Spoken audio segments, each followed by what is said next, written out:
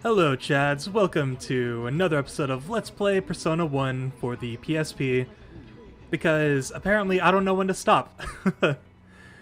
in the last time, that's English, we came to Deva Yuga, and we've been trying to explore this freaking dungeon for, what, like 2 episodes now? Although I guess to be on a technical level, we've only been exploring it like a little bit. Or for an episode and maybe a half, I don't know. I haven't been keeping track of these episodes, but you know what? I took a little break from it because it's getting tiring to play, but I ultimately decided I just want to go ahead and try beating this freaking game. I want to actually play this game and actually see all the endings, eventually. Because just one playthrough of this has been draining as all hell, and I want to make sure we go ahead and take proper breaks so I don't get super burnt out on it, because this game is like 4 endings, and I want to see all of them. So I've completely forgot everything about this game. So here's gonna be our thing. So let's go ahead and screw it. Yeah, we're just gonna go right with Eastern Impact because why not? And yeah, just no, that's not what I wanted. There we go. I'm trying to think a little clearer, but I can barely do so because that's just me. And then, yeah. And I learned that you can speed up battles, which is going to make this way nicer. So, there we go. Awesome. Alright, cool. That's going to help a lot. So actually, whoops, wrong button. I accidentally pressed R1. And, yeah, screw it. We'll go ahead and just speed right through this fight.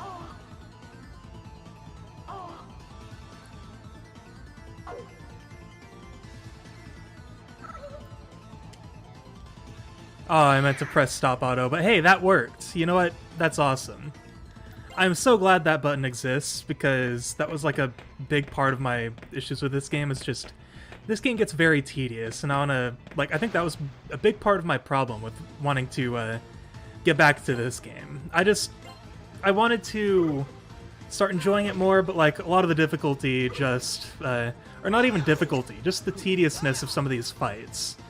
I just started getting tired of it and burnt out, and I don't want that to happen. I legitimately enjoy this game, and I just want to continue showing it off and hopefully, like, show you guys the great story within this game. But for now, everyone's kind of sucking right now, so let's go ahead and do something about that real quick. So yeah, we're gonna have... Oh yeah. No, we can continue going with what we've been doing. So, yeah, we want him on Mabufula now. Just because... Well... The single... Oh! Alright, well that's a thing. Alright, I'm assuming this guy will die this turn. Yeah, see, that's what I'm talking about. Didn't really need to choose Mabufula, but you know what? I think it worked out in the end. So with that, let's go ahead and... Thank goodness you can still use abilities from previous Personas in the menu screen. Because I would be screwed if that were the case, because I am terrible at Persona management. Alright, hang on. These guys were weak to... they were not. Alright. Cool. So... With that... no, not that button. Well, I mean, it was a success, so that's not all bad? Question mark? Whatever. We got these dead ends we've been wanting to get since the last episode, so let's go ahead and continue making progress, because, you know what, that's what we do in this game. Alright, actual thing. I actually pressed the right buttons this time. Alright, freaking... Right Judgment's so good, man. I absolutely love it. Oh, don't... Wow. See, you know, like... First you kill his butler, and then you go and shoot him in the face? That's not very nice, now is it? Oh, Nanjo's best boy. He's like the Byakuya of Persona, honestly. Only a lot cooler. Because Byakuya is a jerk. Uh-oh. I think I lost my phone. It's not a big deal. I intentionally, like, hid my phone from myself so it would stop distracting me when I was working on my book earlier. Because, yeah, I still need to post about that. I published a new book recently. I'd put it in the chat right now, but I want to actually beat this stupid dungeon once and for all. So I will probably deal with that once we reach a good closing portion of this episode. But yeah, I published a new book. It doesn't really count as new. Oh shit, these guys, they're strong. They reflect physical attacks in the new Persona games, I believe. But you know what, actually, I'm just going to go auto just for now, and we'll play this by ear. Did she just do 69 damage to everyone? Alright, but hey, let's get back on my train of thought here, because otherwise I'm going to forget it. But yeah, I published a book, and the reason I say it's not technically new is because it's it's the edited and extended edition of the first book in the Black Crystal series. Which, if any of you have been watching like the D&D videos I've been doing with my friends and such, you'd probably recognize the title Black Crystal, because that's what our campaign is based after. Yeah, the first book of that has been officially published, or the extended and revised edition, and while we're waiting for this fight to pass, I'm going to go ahead and... you know what? I should probably not do that. We are going... all guns! For my Neutral B special. Gun. And while we're waiting for this battle to pass, I think I will go ahead and post the link, because you know what? Why not? People are probably dying in the background, but you know what? It's worth it. Oh wow, not as bad as I thought. So I have my browser pulled open like in front of me, so I can't see what's going on in game. I just hear sound effects, and that's fun. Ooh, nice. All right, I copied the link, so I'll go ahead and post that in chat once we get into our next fight. Oh man, freaking that start button thing. Oh my god, it's so good. I am so happy that exists, and I'm not happy you guys exist.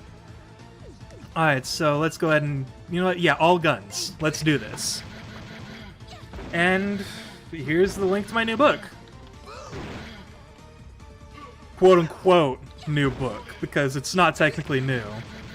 I'll also post it in my, I'll post it in the, on, like, the bottom of my Twitch page as well, where it has the link to Black Crystal Elysium, which is book 3 in the series. But that is no longer the most recent book in the series, technically. Chronologically, it is, because of where the story goes. And viewers on YouTube, if you see that, I assure you that is not a spam link, that was literally me. Oh, hey, there are more people here. Let's see. Oh, good. I want to talk to the people, though, Ellie, come on.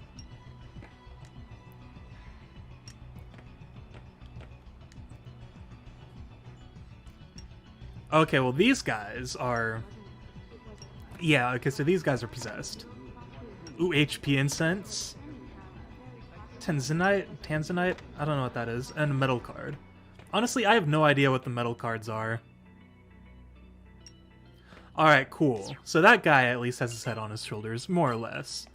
So let's go ahead and look for that HP incense. Let's see, who do I want to give it to? Let me actually go ahead and check everyone's max HP first. So he's got 404, 256, 357, 385, 387. Maki absolutely needs it the most out of everyone, so I'm going to go ahead and give that to her. Alright, there we go. Oh, and it fully healed her. Always a nice touch. Alright. Let's go on and get out of here and start figuring out where we're supposed to go. And I'm not super worried about filling out dead ends anymore. Right now, I do definitely want to explore everything. But, or explore as much as I can, at least. Okay, yeah, you can do that all you want. But, essentially, my end goal is to just beat the dungeon, eventually, because this is a very long dungeon. And I'm, frankly, quite tired of it. Although I will admit, being able to, go through these battles this quickly is probably going to make this process way less tedious, so I'm quite happy about that. Speaking of quite happy about things, I am really happy that Ellie resists charm and such, because that is very important.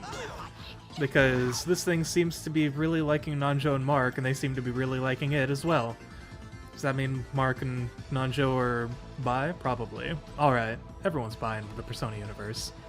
Vitality, Dex, and Agility. Yeah. Alright, let's go ahead and get that dead end real quick since we're here. Figured might as well. Whoops. I keep the general struggle is that I keep holding the D-pad either too long or too short.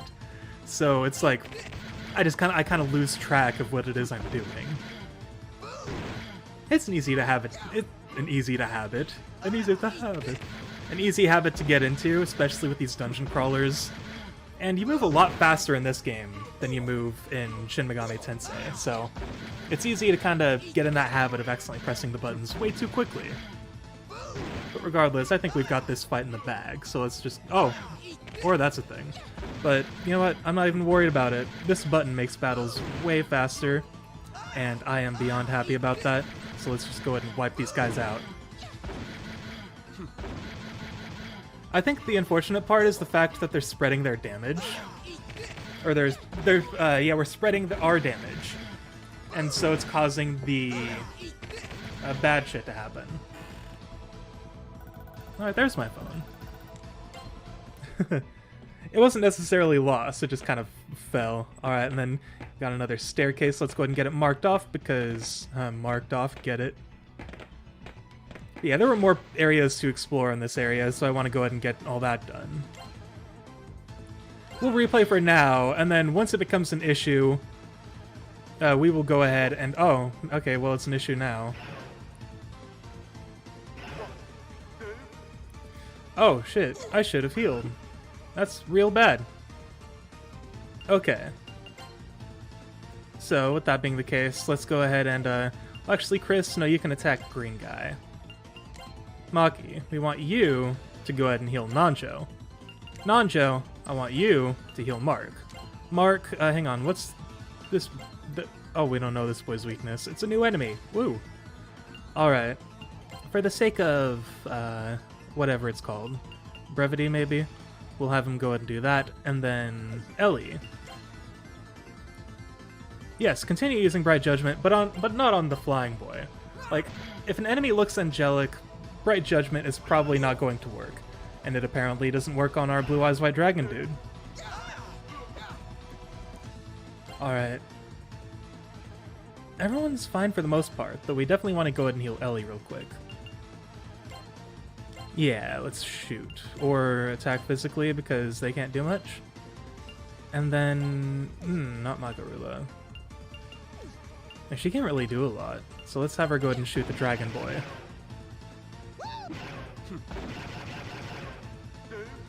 Oh, Chris really needs to be healed. Or not, he's at 69 HP, that's pretty fantastic. Alright. Maki, apparently you're a designated healer, so just go ahead and keep at it. Alright, let's go ahead and kill the green guy first. Or Mark can... I really need to focus more on who I'm actually targeting. Alright, let's see. Oh, you can't... Oh, because he's in shock. Okay, I get it. And oh, multiple people are in shock. That's quite unfortunate.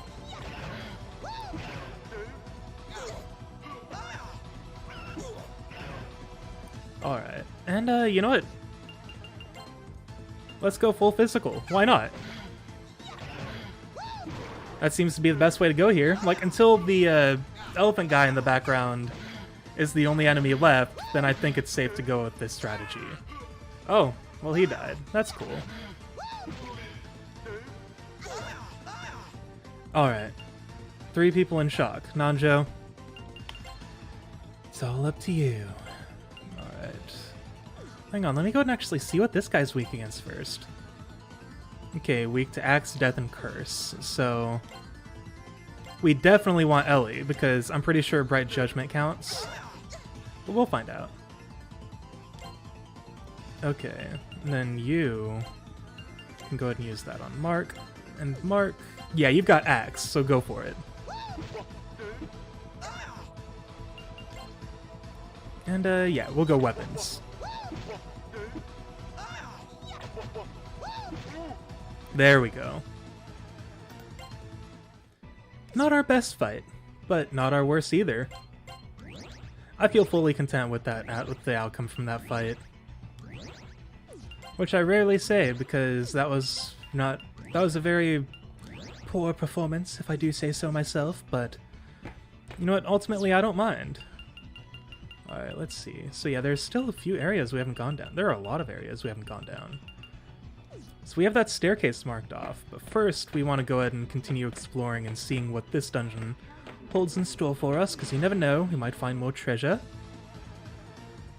And these guys were weak to whip and guns, so for my neutrally special gun. There we go. That's what I'm talking about.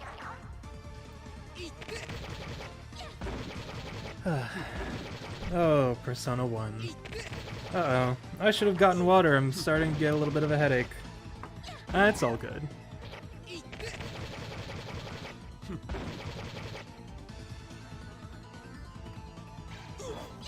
Oh, thank goodness. Only one person fell asleep. Ooh, there we go. That was a good fight. And Ellie gained a level up. That's perfect. Dex, agility, and luck. Ooh, she's almost at 400 HP. Oh, that's so nice. And then this is just another dead end, but we're gonna mark it off for posterity. And then for this, screw it. We're shooting everyone. Yeah, see? They're all weak to guns anyway, so I feel like it works out perfectly fine.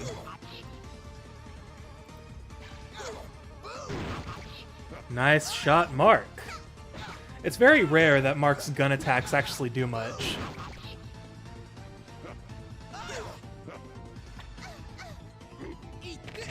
Alright, well, I'm glad Maki's defending, because I have a feeling that these guys would probably be able to deal quite a bit of damage to her. Don't want that happening. Nice, thank you, Chris. Oh, thank you.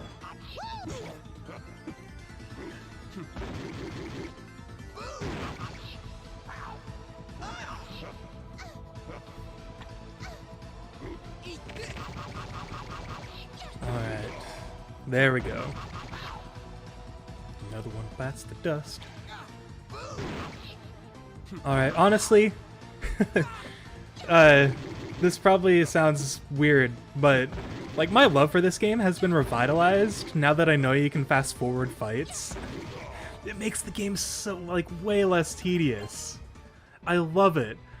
And you know me. I am, well, I mean, at least some of my viewers know me. I am a very patient person, especially when it comes to RPGs, but in the last couple episodes, man, it's just they've just been hard.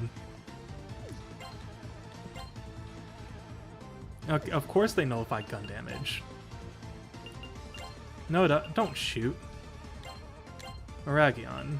And then we'll go ahead and have everyone else... Yeah, you know what? Yeah, we'll have everyone else go ahead and attack physically, because why not?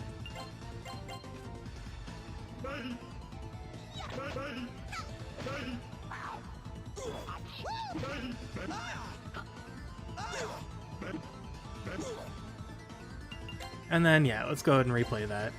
Because these guys will die this turn. There we go. And I will just immediately go ahead and do that. And then, for the rest of the fight... Hang on. What's Deadpool weak against, again?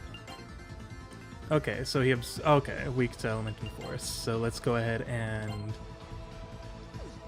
Oh, he's in shock. That's unfortunate. Oh, you can't shoot anyone? Man, Maki, I really need to adjust her positioning. And then... Oh yeah, no, don't shoot. We want him to use Bafula on the doppelganger. Then you attack that thing.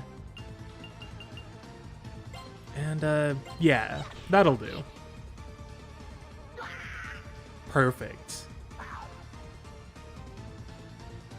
Nice fast end to the battle. Ooh. There we go. Looking good, Chris. Looking good. Alright, we'll go ahead and heal Mark real quick. I hope I'm not clipping the audio. I'm talking a lot louder than I expected to. So as a result, and I'm sitting close to my mic too because I was having some audio issues. So hopefully the audio isn't clipping too much. Alright, let's see.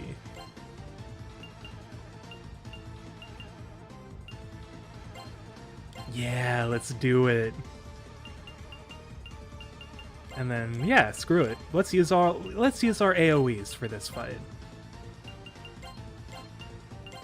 And yes, Bright Judgment, please. You're gonna destroy them all.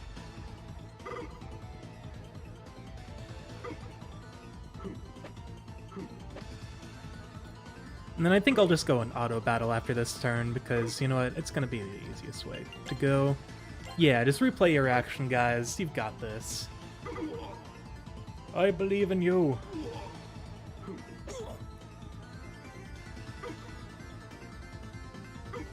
The Chads believe in you too. There we go.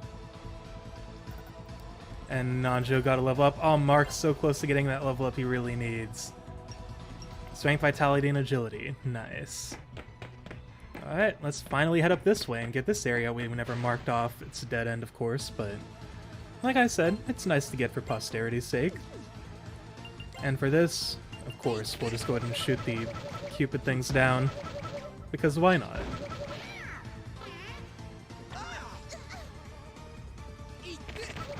Goodness, if I didn't know about the fast forward option, we probably wouldn't be nearly as done with this floor as we are now, because we're only 21 minutes into this recording, and we're finally almost done marking everything off on this floor, and it is excellent.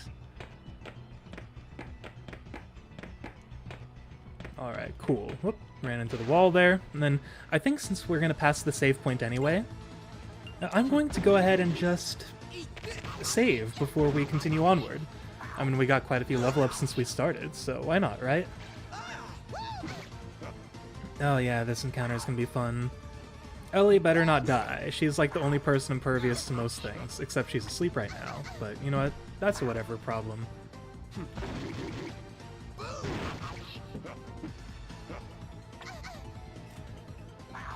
Alright, Maki, don't die, you're defending.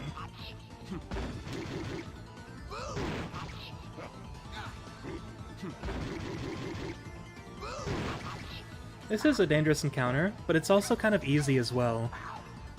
You don't really need much strategy for this kind of fight. It's just shoot all the guys until they're dead. I feel like that rule applies to a lot of video games in general now that I think about it. Oh crap, I just realized I have D&D tomorrow and I still need to generate some enemies for our players to fight. It's gonna be a real fun time. And I hope you guys are looking forward to it as much as I am, because it's like a... Well, I won't spoil what I have planned. I think you guys are just gonna enjoy it when you see it. Ah, poor Maki's down.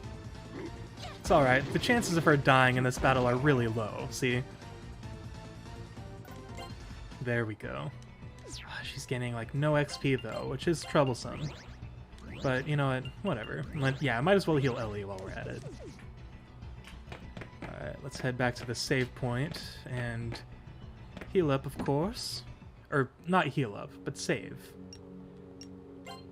I will absolutely inscribe my story on you. Because vandalizing trees in this game apparently isn't a problem. Alright, and yeah, let's go all out like we did in the last time we fought freaking Agent J and Agent K.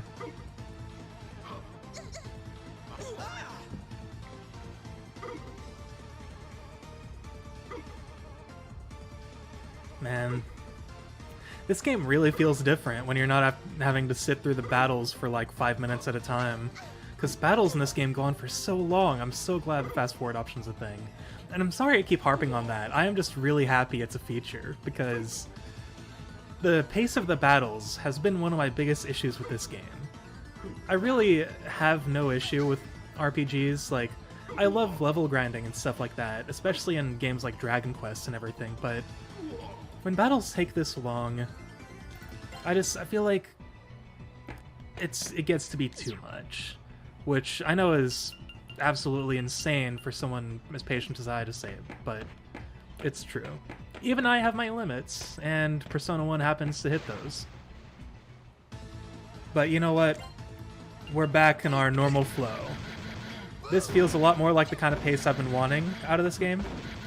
I mean, normally I'm not very fond of very fast-paced RPGs. Like, when I play Earthbound these days, I like to keep the text speed to medium, just because I like I like taking my time and thinking about my actions. But in this kind of game, it's like Well, first off, it's not a lot of text-based combat like Earthbound is.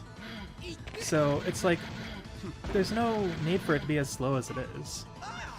It's just kind of annoying.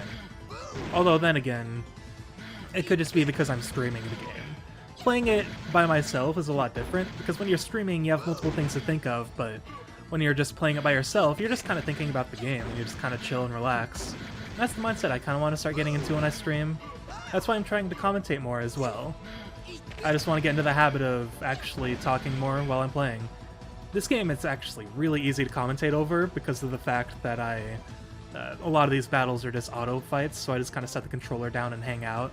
But hey, Mark got a level up, so might as well let that go ahead and interrupt my little tangent there. Oh crap, I should probably heal real quick, shouldn't I? Yeah, let's do that real fast.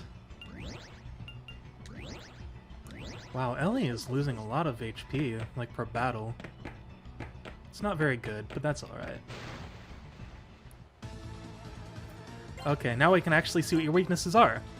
Alright, vulnerable to fire. So, with that being the case, I am going to go ahead and have him use Miragion. I don't think anyone else really has fire abilities, so Maki can attack. And you have ice, which they repel, so that's not nice. Crimson Sublation. Okay, I knew someone else had a fire ability. I just wasn't sure who. And I'm sure other characters' personas have them too. And for this fight, we'll go ahead and just go auto, because I feel like this is a pretty solid strategy for fighting these things. Alright, cool. Yeah, let's do it. Do it to him.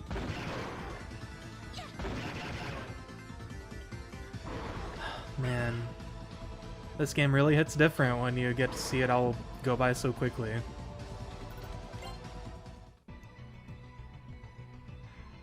And I'm going the right way still? Am I? Oh, I am. Good, okay. I was like, wait, where am I? It's all good. Ooh, floor 5. I wonder what terrible secrets await us here. First off, let's mark off these dead ends. I think the reason I like having dead ends marked off is mostly because, I just like having the... Wait, I can't remember. Do these guys, like, repel fire or something? Oh, they don't. Okay. No, crap. Oh, I keep doing that. That's bad. But I think I like just having the dead ends marked off, because then if I get lost, I can refer back to the map and say things like... Or I can, like, give it a quick glance and see, okay, you know, I've tried these paths, and I won't have to look at paths I didn't cover and say, is that a dead end, or is that actually where I'm supposed to go? So that's kind of my philosophy behind getting the, my apologies, getting the dead ends marked off. Why is Chris defending? Didn't I have him using fire?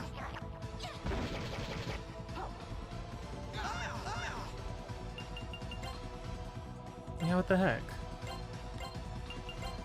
Unless there's some sort of reason for it. Like, these guys are impervious to fire or something, but no. Yeah, I don't think that's the case. There we go. That's what we were looking for. Alright, don't kill Ellie.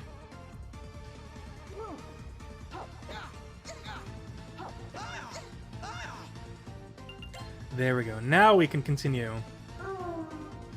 Oh, did I accidentally choose, like, the wrong auto battle features or function or something? I think I might have done so. I'll see it when I go ahead and watch the stream back again. Because I, quote-unquote, edit these Persona 1 videos. Not much edits go into it. I did when I first started doing it, but then I started getting a little lazy. Ooh, I see a switch. It was back before Nintendo made them cool. But first, let's go ahead and mark off all these dead ends and go through the spiraling paths, because, you know what? Why not? Okay, and I was using the, yeah, we'll go ahead and use the same strategy, because these guys are weak to fire, and that wipes them out nice and quickly.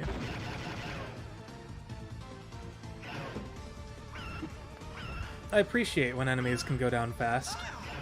But I also appreciate when they provide like a nice but fair challenge too. Like I'm trying to think of. There aren't many RPGs that provide like a fair challenge. A lot of the time it's either do this or you die kind of a deal.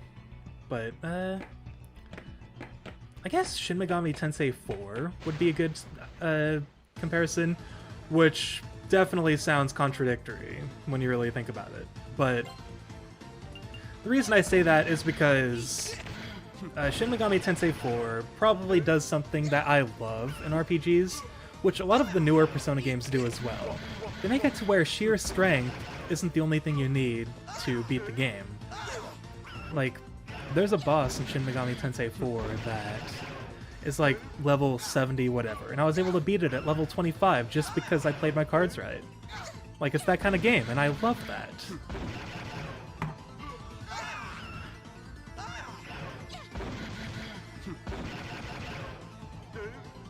I definitely like it if games did things like that more. Or RPGs, rather.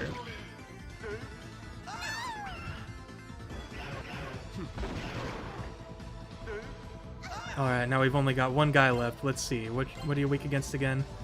Alright, Axe, Death, and Curse. So, with that, we'll have Maki revive someone. Yeah, we'll have her revive Ellie.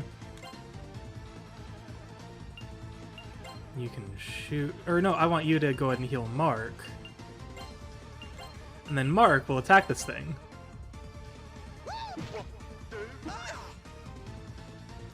Alright, there we go. And then, for posterity, we'll go ahead and revive Chris as well.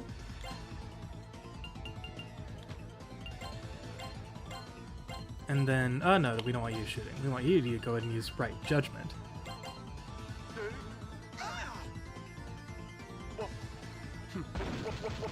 Nice. Alright. And, let's see. Let's go ahead and get Chris attacking that thing, and then Maki, definitely need to heal yourself.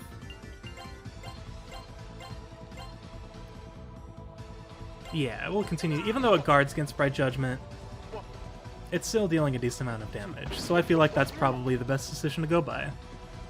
And hey, there we go. Reviving everyone actually proved to be beneficial.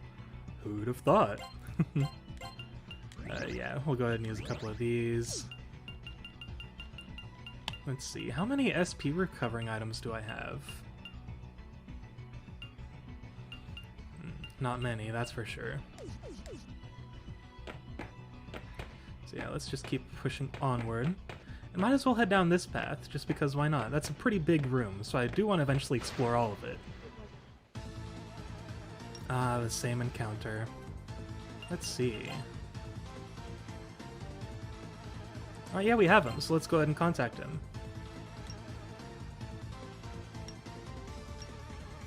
Ooh, he gave us money. Nice. And I don't think I have either of you, since you're both relatively new. So, yeah, let me go ahead and pull up my negotiation guide. Old Faithful here, and see what we can do. Netflix, why are you giving me so many ads? I don't need those. Alright, let's see. So yeah, let's go with Mizuchi here. Oh wait, well the other one only had like, what were its personality traits? Joyful, okay. Yeah, let's go ahead and give this a try. Nice.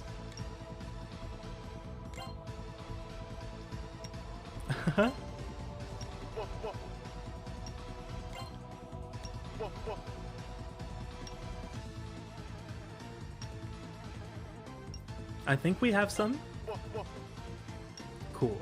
Alright, and one more should do it. Yeah, spell card. Thank you very much. We will put it to good use, good sir. There we go. That saved a bit of time.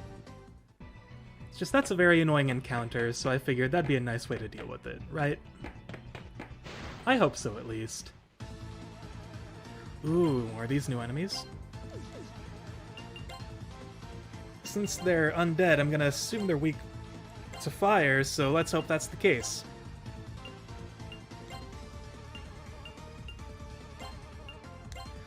I will try Mabufula for fun, though. And Crimson Sublation. And yeah, Bright Judgment for posterity. Yeah! Wow, we wiped those guys out. And it didn't even look like they were weak to anything, necessarily. Pull the lever, Crunk. Wrong lever! There we go. Honestly, I don't know what these levers do. I've seen them in other dungeons. There haven't really been many of them. But, like, I mean, maybe they open up certain paths or something? But other than that, I haven't really noticed what they do. Because I haven't... Maybe it's because I haven't explored enough of certain dungeons to really understand it. So it's just been kind of confusing to me. But regardless, that switch has been flipped, so hopefully it proves useful. Alright, and Scylla here. Let's go ahead and... No, we don't want to replay all our actions. Let's just go ahead and... Well, actually, let's see. They're gloomy and timid, so I want to go ahead and see what we can do about that. Let's see. Try taunting them, Chris. Ah.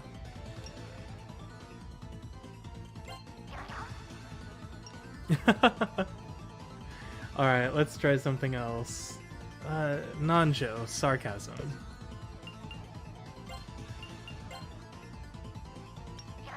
Nice.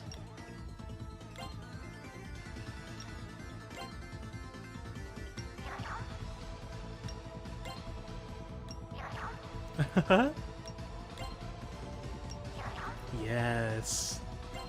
Thank you very much, Nanjo.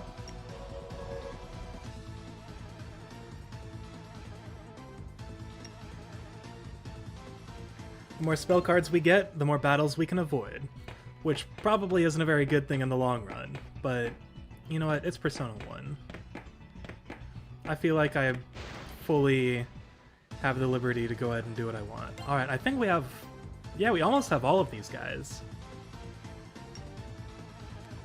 Alright, and then I'll go ahead and communicate with Mr. Elephant in the background.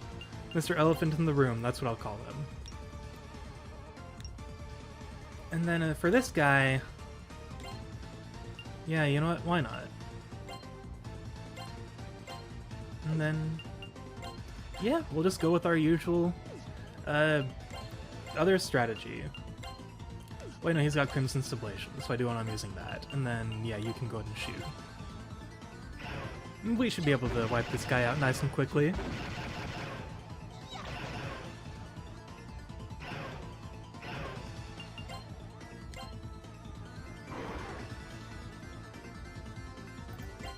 Poor Chris, he needs way more SP to handle the persona I gave him.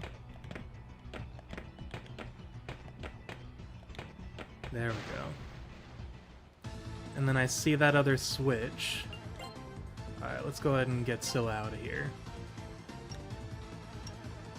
Ooh, a Lifestone. Nice. Let's see. Okay, so you completely absorb fire, so Chris will not be using any magic, but they are weak to ice, wind, and earth. Alright. Well, we've got that. Kind of. Yeah, Mabufula.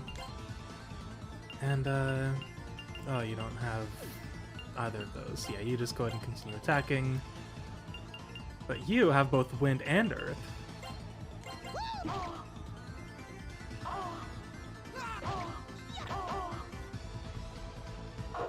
Nice. I wasn't gonna try to negotiate with them, given that they had so many, like, types of personality. And I wasn't willing to go ahead and try toying with that.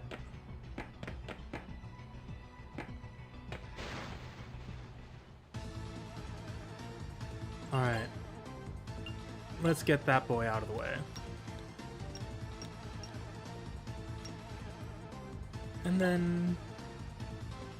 You know, we could try negotiating with the demons so Chris doesn't have to use so much SP that we have been using. So yeah, let's give it a try. So they're foolish and snappish. So let's try. Whoops, yeah, let's try getting Maki to lie. Okay, that didn't work. So snappish. Try pleading, maybe. Aw, really? Alright. Oh, we can't get out of the negotiation once we start. Let's see. Nanjo. Condescend the crap out of him. Nice.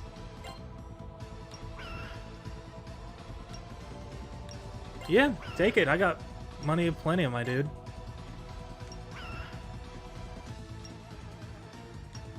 Yeah, take it. Nice. I was really worried about that outcome, or that outcome wouldn't turn out the way it did. I'm glad it did, though.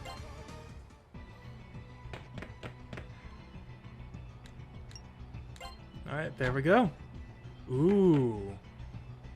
It opened a secret. So did we need both of those levers then? I believe so. Ooh, new area. That's always exciting. Let's see. Have we tried negotiating with these guys? I don't think we have. It'd be real nice if we had their spell card, though, because I'm real tired of them casting Charm and Sleep. It's like the worst combination of status ailments to have. Alright, so they're gloomy and forceful, so let's have Chris try taunting them. That didn't work.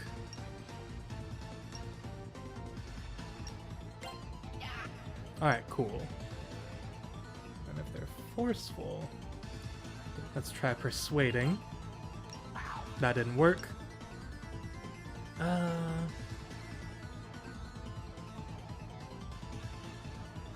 Alright, Nanjo. Give him the good old sarcasm. Nice. Wow. Nanjo's, like...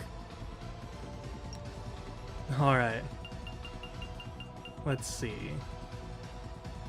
I probably don't need Rakshasa anymore.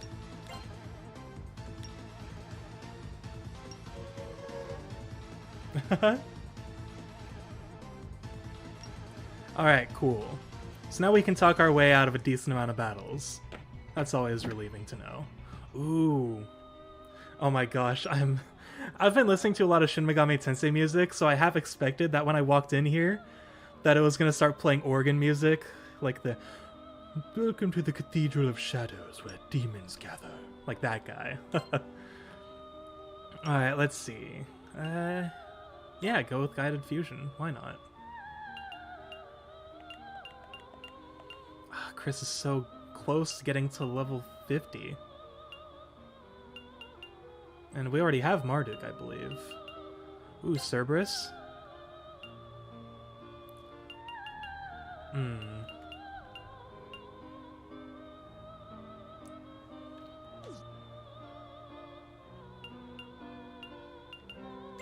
Odin. Ooh, that does seem beneficial. You know what? I might do it, but I do want to look at the rest of the list.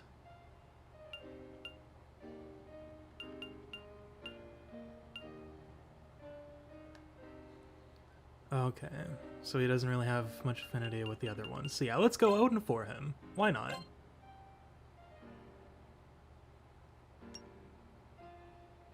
Now we don't need an item.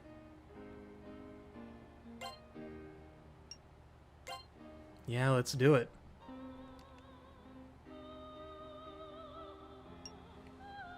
And, yeah, we'll go ahead and do an... Well, actually, no, I think we should be fine there. And then let's go ahead and take on a Persona. Persona. Oh, we have plenty of stocked ones, wow. Let's see. See, we've reached max rank with Marduk here. I don't really want to use Marduk much anymore, so... Yeah, let's go ahead and swap him out. And I think we will go ahead and take... Yeah, let's take Odin in this place. And let's see, for you...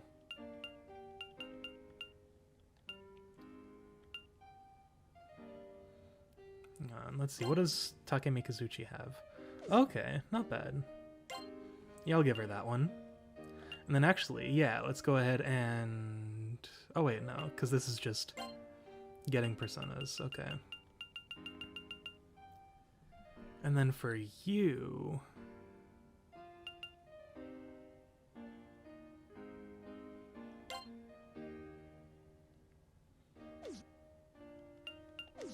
Hang on. This is Nanjo, right? Yeah, I do like him using ice-based attacks.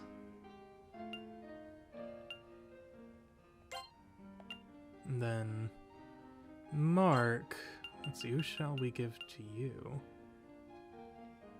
I do like having him use nuclear-based attacks, but maybe Marduk would suit his needs a little better.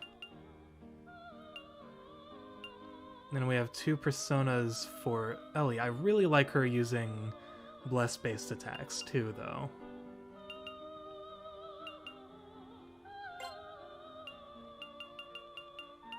Maybe I just need to... Let's go ahead and fuse one for Ellie. Let's see what we can do for her. No, crap. I didn't mean to do that. Alright, let's go back in. Yeah, let's create one. And we'll be creating one for Ellie. Let's see.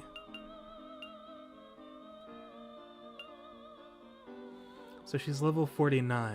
I gotta keep that in mind.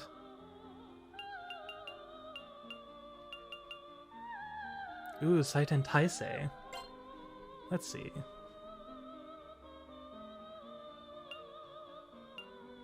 Ooh, Megidola.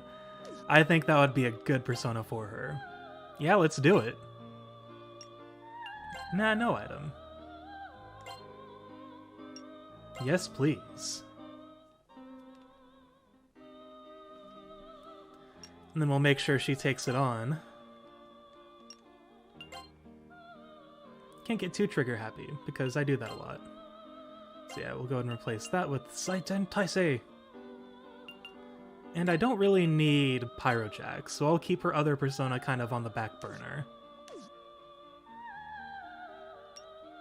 Yeah, sorry Pyrojack, I know you're one of the mascots and everything, but I don't really need you at the for the time being. Let's see. Oh, and this is a save point. Thank goodness. Good timing for one of these.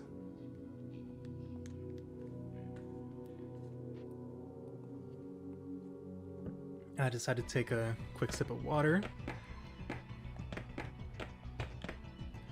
And there are stairs here, but there's clearly a path going this way. Let's see. So we do want to start using our new personas a little more. So let's see. Yeah, we're gonna start trying these things. And let's see, what are you guys weak to? So yeah, whip to weak. Alright, yeah, that's the thing. And they're the one, so they repel electricity. I'll keep that in mind. Alright. Might as well hit them with the all wind.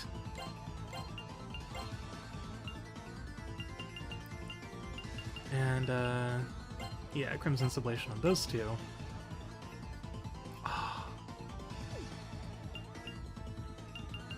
And yeah, we'll have her go ahead and attack, because why not? Perfect. Ooh, rank 2 already. Awesome. That was my exact intention.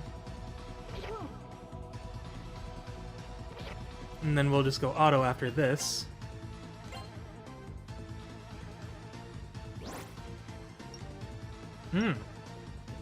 Magnara, perfect.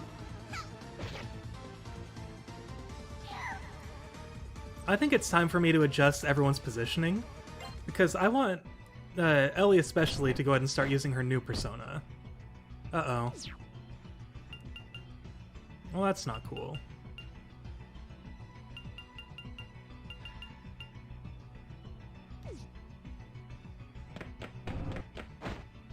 Because, yeah, this will probably bring us back to the beginning. Yeah. Oh, man.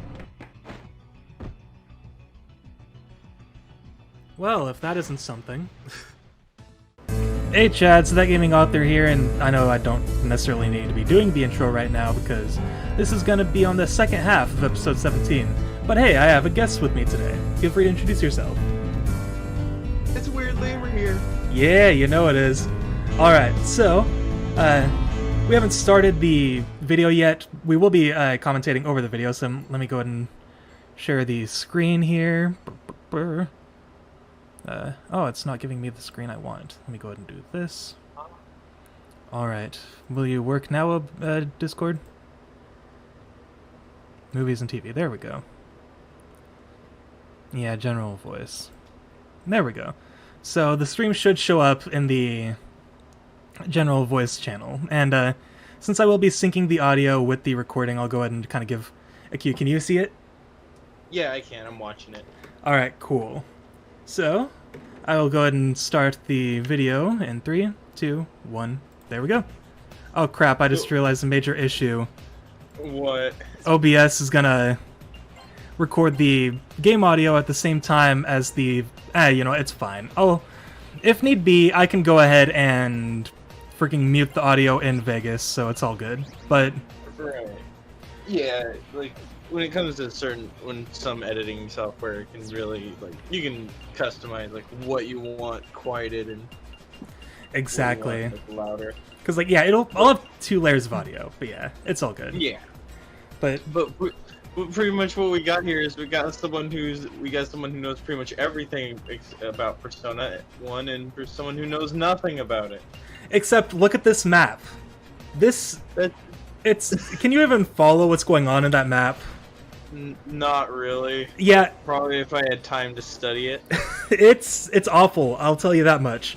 Also, freaking, so this is gonna come off as weird to anyone watching the video, because, this is 2 episodes in 1, because I promised that I would make some story progress this episode, and last time I recorded, I couldn't do that. So this time, and I rage quit. Like, I felt so demotivated to keep playing this game after a certain point. And I was like, you know what, screw it. I am not doing this anymore. But then I was like, okay, I'm gonna play this on my own, and I'm just gonna record the gameplay footage, and I'll do the commentary after, and that should be fine. So, that's what we're doing here, and I actually made story progress for the first time in 3 freaking episodes. I mean... Well, it's about time. Oh yeah, spoiler alert, because... Don't listen to me. Like, I've been meaning to get to, like, you know, like, I'm not gonna do what you're doing with the whole, like, doing the commentating later, but there are still many things that I need to get to that I haven't. Oh, dude, I feel you on that. Like, I think there are still, like, 3 or 4 playthroughs on my channel I haven't finished. Like, I have, the old school Fire Emblem, I have Mario 3, but I'm never gonna finish that because I don't care enough about it. Oh, hey, Maki leveled up, nice. And then I have Persona 5, though I'll never finish that one because it's the original Persona 5, and if I do a playthrough of that, I want to do Persona 5 Royal, because the original just feels so outdated in comparison. Only got to where you can save and then I stopped. Yeah, I don't. You've got to play more of that, dude. It gets so good, and like the changes, it really makes it feel like a new game. It's incredible. For some reason, I've been playing a lot of Don't Starve Together recently, and that's I kind of recommend. It's getting good. I've heard of that, and I think I've seen you play it like on the like on my friends list on the PS4, but I don't think I've ever seen gameplay for it. Dude, if I've been thinking about streaming it, but if you want to get it, dude, like definitely get it. That way we can play. Oh yeah, I might. Like, here's my thing with... Hey, go for it. Oh, I was just gonna say, here's my thing with multiplayer games. I've talked to Kayla about this, but like, the reason I have an aversion to multiplayer games is that, like, it's not that I dislike playing with people. Like, I love playing with people, but it's like I inherently suck at video games, and if I play multiplayer, I don't want other players to suffer for me sucking at the game. So that's why I usually don't play multiplayer games. Well, see, that's why I usually play like the multiplayer games like alone, so I can like get the feel for it first. Yeah. But at the same time, like going into it with another player who like knows what he's doing, like who at least knows like something about the game, like that it's like a little bit easier to get into it since you know someone that knows what they're doing, so they should explain it how it's done, or at least show how it's done. Like, Yeah. like from like that. This is pretty much what our conversation was when it came to Minecraft. Yeah.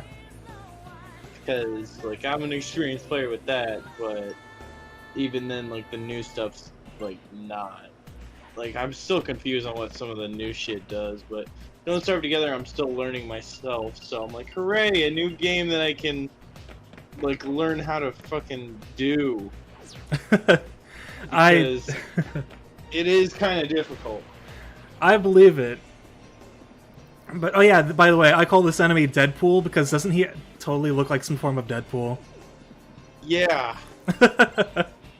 But yeah, it's just difficult games, man. Like, I've talked to you about this game before. I am normally a very patient RPG player, but streaming this game, I think it was it's the Danganronpa 2 effect, I call it, where it's a really good game, but there's so much going on that I can't focus on streaming and enjoying the game at the same time. Yeah. So it's like I can only do one or the other. Well, with that, it feels like it's pretty much come. When it comes to that, I feel like it comes down to your ability to multitask. Oh yeah, which I am not good at. That's why I play RPGs. It's like you're doing one thing at a time, most of the time. So it's like that's why I can't play Spider-Man. I am very terrible with like remembering the controls, because it's like you have to do like one button and press another button at the same time, which, I mean, see, that's pretty much the gaming and then standard. Who knows what you gotta do after that? Oh, right. Oh my gosh, right. But it's like it's because I can never remember the controls, because I am just, like, when it comes to my memory, my memory only works for, like, I can only focus on one thing at a time, just the way with my brain has worked. I cannot do multiple things at a time, which is unfortunate because I have the bad habit of trying that, and then it stresses me out, and then I'm like, okay, I'm gonna crash for like 8 days, and then here we go. That's kind of what I did with this game. Right. Meanwhile, I freaking I have to multitask, where it's exactly, like you have to like watch a show while you're playing games and stuff. Yeah, like I have to be doing one or the other. That's why that's another reason why I kind of sometimes put off streaming, is because I want to play, and I want to game, and I want to stream when I'm gaming, but at the same time I want to watch my show. Exactly.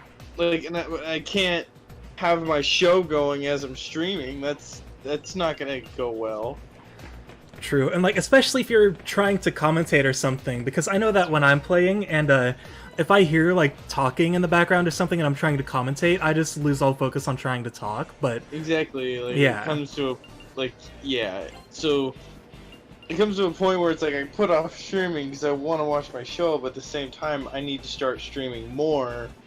But then there are times where I'm just no, I want to stream, but I can't. Yeah, that's kind of where I've been recently. Like this episode we're watching right now, I did not at all stream this. I was just straight up recording this because I was like, you know what? As much as I want to stream, it's I don't feel like interacting with chat if I get anyone in chat or anything like that. Because when you stream, you have so many things to worry about at one time, and if I'm playing Persona 1, I can't afford to worry about those things if I want to enjoy the game. See, no, that's my issue. That's kind of a reason I get turned off during streaming, is my following base. I may have I think last time I checked, I have 57 followers. Oh, you've got a decent amount, yeah. Yeah, it's just no one watches consistently. Mm-hmm. I don't have that someone who will in the chat every time. You do have the occasional person who will occasionally pop in the same person. But I don't have usually it's just me in the chat room just waiting for someone just to join. Yeah, I mean, I feel like that's bit of a struggle when it comes, especially when it comes to like up and coming streamers, like especially yourself. Like you've definitely got the followers to kind of start making your way, but now it's just a matter of getting or retaining people and making them want to come back to your streams. And I think with that, it's the classic saying of when preparation meets opportunity. So it's like it's definitely you want to, of course, be mentally prepared, which, you know, since you've been streaming for so long, I have no doubt you're already prepared for that. But it's like it's definitely more of a waiting for that opportunity at the same time, because it's like all the stories I've heard of like YouTubers and streamers who have, I guess you could say, made it, quote unquote. A lot of it does come down to luck. There's no secret necessarily. Right. It's a lot of like. Oh yeah, I'm aware of that. It's just like it's also I hear like some people it's like, oh yeah, I've been streaming for a month and I have like a steady follower. I'm like, you asshole! I know it's like I've been streaming for years.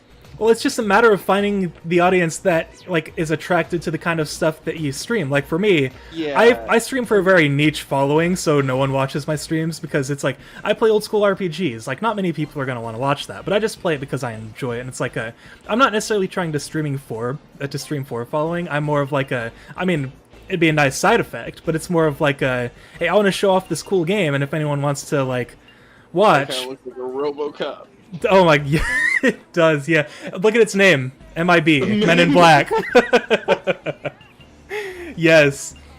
But it's like it really does come down to hoping that you get that one viewer who is just obsessed with what you're playing or what you're doing on stream, and maybe, hopefully, telling others who may be interested as well. So, it is... Well, it's also like Twitch sorts streams by game, so if you want to like start building followers, you gotta play a game that's popular. Oh yeah, sell out. No, I'm totally kidding. But no, I get what you mean. It's like it is definitely something that if you want to go ahead and gain more of that following, that is definitely something to do.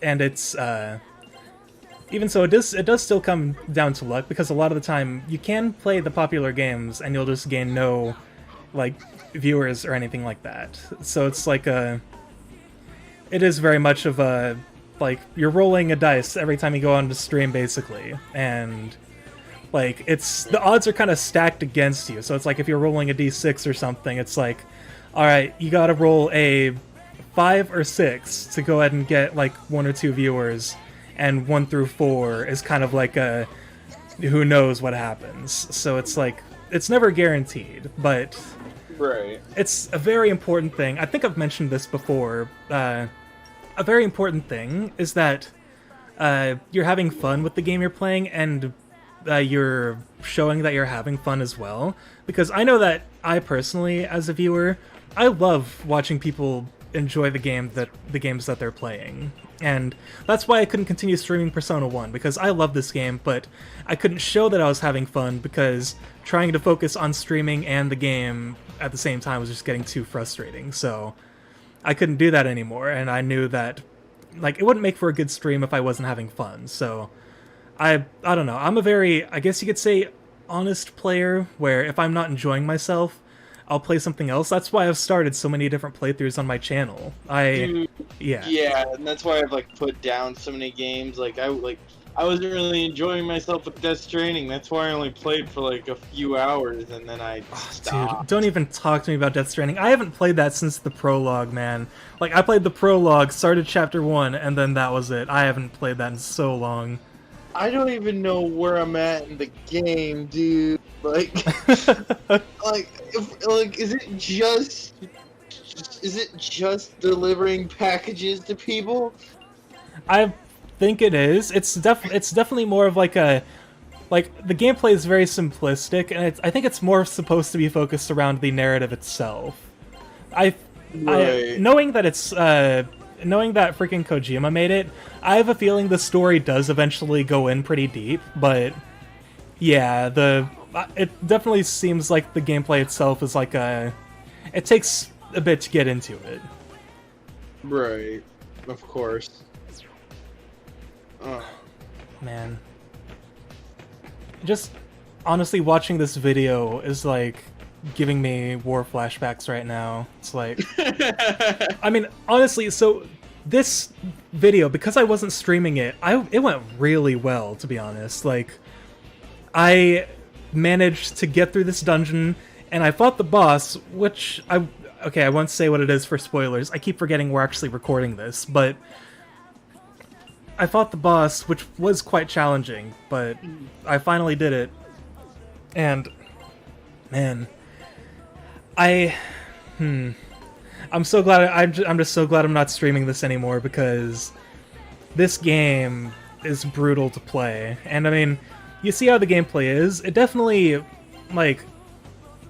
has a similar feel to the newer games, except one big difference is you have 5 party members instead of 4, and the combat is proximity based, which I can't stand.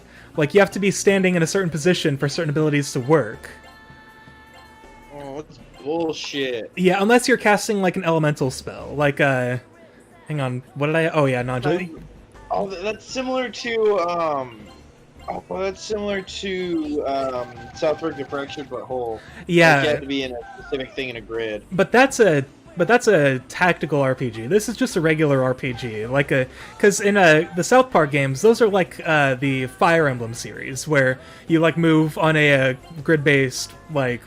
Well, just for the second one, anyway. Oh yeah, that. But it's like, but for this, it's like, this is a regular turn-based RPG. Nice. It shouldn't. You get 69 damage. Oh yeah, no, they deal 69 damage a lot in this game, and it makes me so happy. Also, did you notice that I named the protagonist Chris, like from Black Crystal? Yeah, of course. Oh, yeah, why not? Right, like, and his last name is Alexander, because it's I couldn't remember the protagonist's canon first name, which is I remember it now. It's Nalia Todu. Yeah, Todu. And I couldn't remember the last name, so I just decided to go with Chris Alexander, because I was like, you know what, why not? And, just a character. Yeah, exactly. And I mean, the Persona 1 protagonist, like, unlike Personas 2, 3, 4, like basically the entire rest of the series, the Persona 1 protagonist is completely silent. Like, the only dialogue options you get are the ones that affect the story, really. Like, I think I think there was a dialogue option in this video, which we'll see once we eventually get to the boss fight. But eventually, yeah, it's a bit of a grind to get there though, because this dungeon is really long, and you saw that map. It's like looking at one of those like mazes you'd find on like a newspaper or something. It's really dumb. And you got a freaking high encounter rate. Yes, thank you. Oh, the encounter rate's terrible. That's why I was so glad to find out you have that feature where you can fast forward battles. Like, that was a major plus. Like I remember you saying how it wasn't a thing in the old games. I'm like, dude, that's insane. Like, you need it for some of this shit. Yep. Like, oh hey, Chris leveled up. Yeah. Yeah. And then in this game, you can actually choose which stats to improve. So, I was going by a guide that said that for the protagonist, you always want to improve his... Oh yeah, I think I was taking a break here, so who knows. But I think the guide said you always want to improve his vitality and agility, because his other stats don't matter, because all the other characters excel in those stats. So just agility and vitality works for him. So that's what I've been going with basically since I started, and that's why his agility is almost 69, but I think I surpass it because of the way I go. I have, like, every other level, I alternate, you get 3 numbers to increase with your stats. So you can either put all 3 in one stat, or you can divide them up. So I always put 2 in one stat and the last one in another, and I alternate which one goes to which per level. Right, that makes sense on what to do. Yeah. But I can definitely understand wanting to get agility up, considering that's probably what's, getting you to dodge. Oh yeah, agility and like a turn order and everything, it's very important. Also, I am honestly surprised this game is as long as it's been. Look at that timer. It's almost... Jeez. Yeah. This is over a day.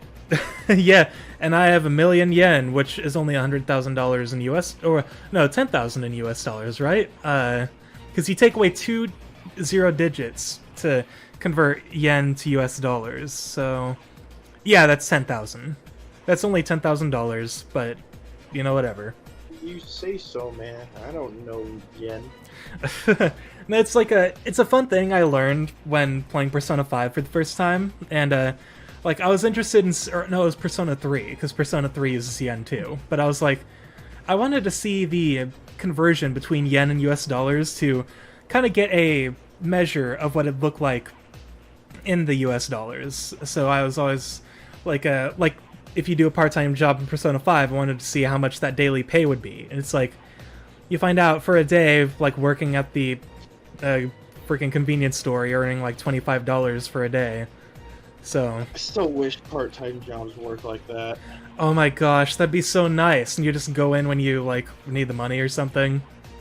That would make life so much more easier. And the thing is, it could probably work, but because of our capitalist society, they refuse to do that, and it's dumb. Oh, so much about the world is dumb now. Dude, alright, to be fair, the world's always been dumb. It's just getting dumber. Oh, ain't that the truth? like there are times like it's just instinct for me just to look at my phone, like just to see if I have anything, even though I know I'm not gonna have like any notifications or anything. It's just like a habit for me to look at it. So I'll just open up Facebook or some shit and I'll just look through like just what people are posting. I'm just like, okay, I'm just gonna close that. Yeah. Like as soon as I open it, I see just one thing. I'm like, okay, that's enough.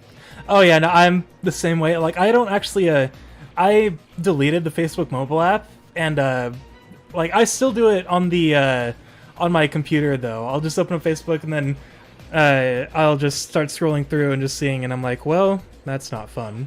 And it's an unfortunate habit. I think that social media has kind of conditioned us to check it, and it's a really unfortunate habit that's very hard to break, but I'm working on it. Like, whenever I mainly use Facebook for the memes. Oh yeah, and see, now that's a good idea. I think for my thing is that whenever I'm bored, I want to avoid scrolling through social media as much as possible and use that boredom to do something else. Like, I'm editing the beta version of the Essence, which, as I've said multiple times, is way more brutal than the published version, and I'm not looking forward to reading some of those parts, and I'm the one who wrote it. You're just gonna be writing it. Yeah.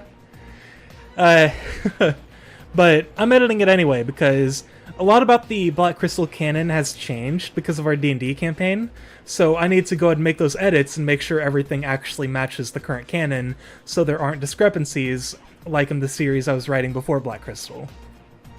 Right. Yeah, your break's over. Yeah. Oh yeah, since I was recording, I really didn't care about taking breaks, because I knew I was going to do, like, commentary over the video anyway, so it didn't matter much to me, but... Oh yeah, this game, man. Jesus. Oh yeah. Freaking enemies, like, woo! Oh yeah, the enemy designs in this game are definitely fascinating, and a lot of them are actually very similar to the ones you see in Persona 5, like, less pixelated. Oh, well, of course. But, like, I was able to...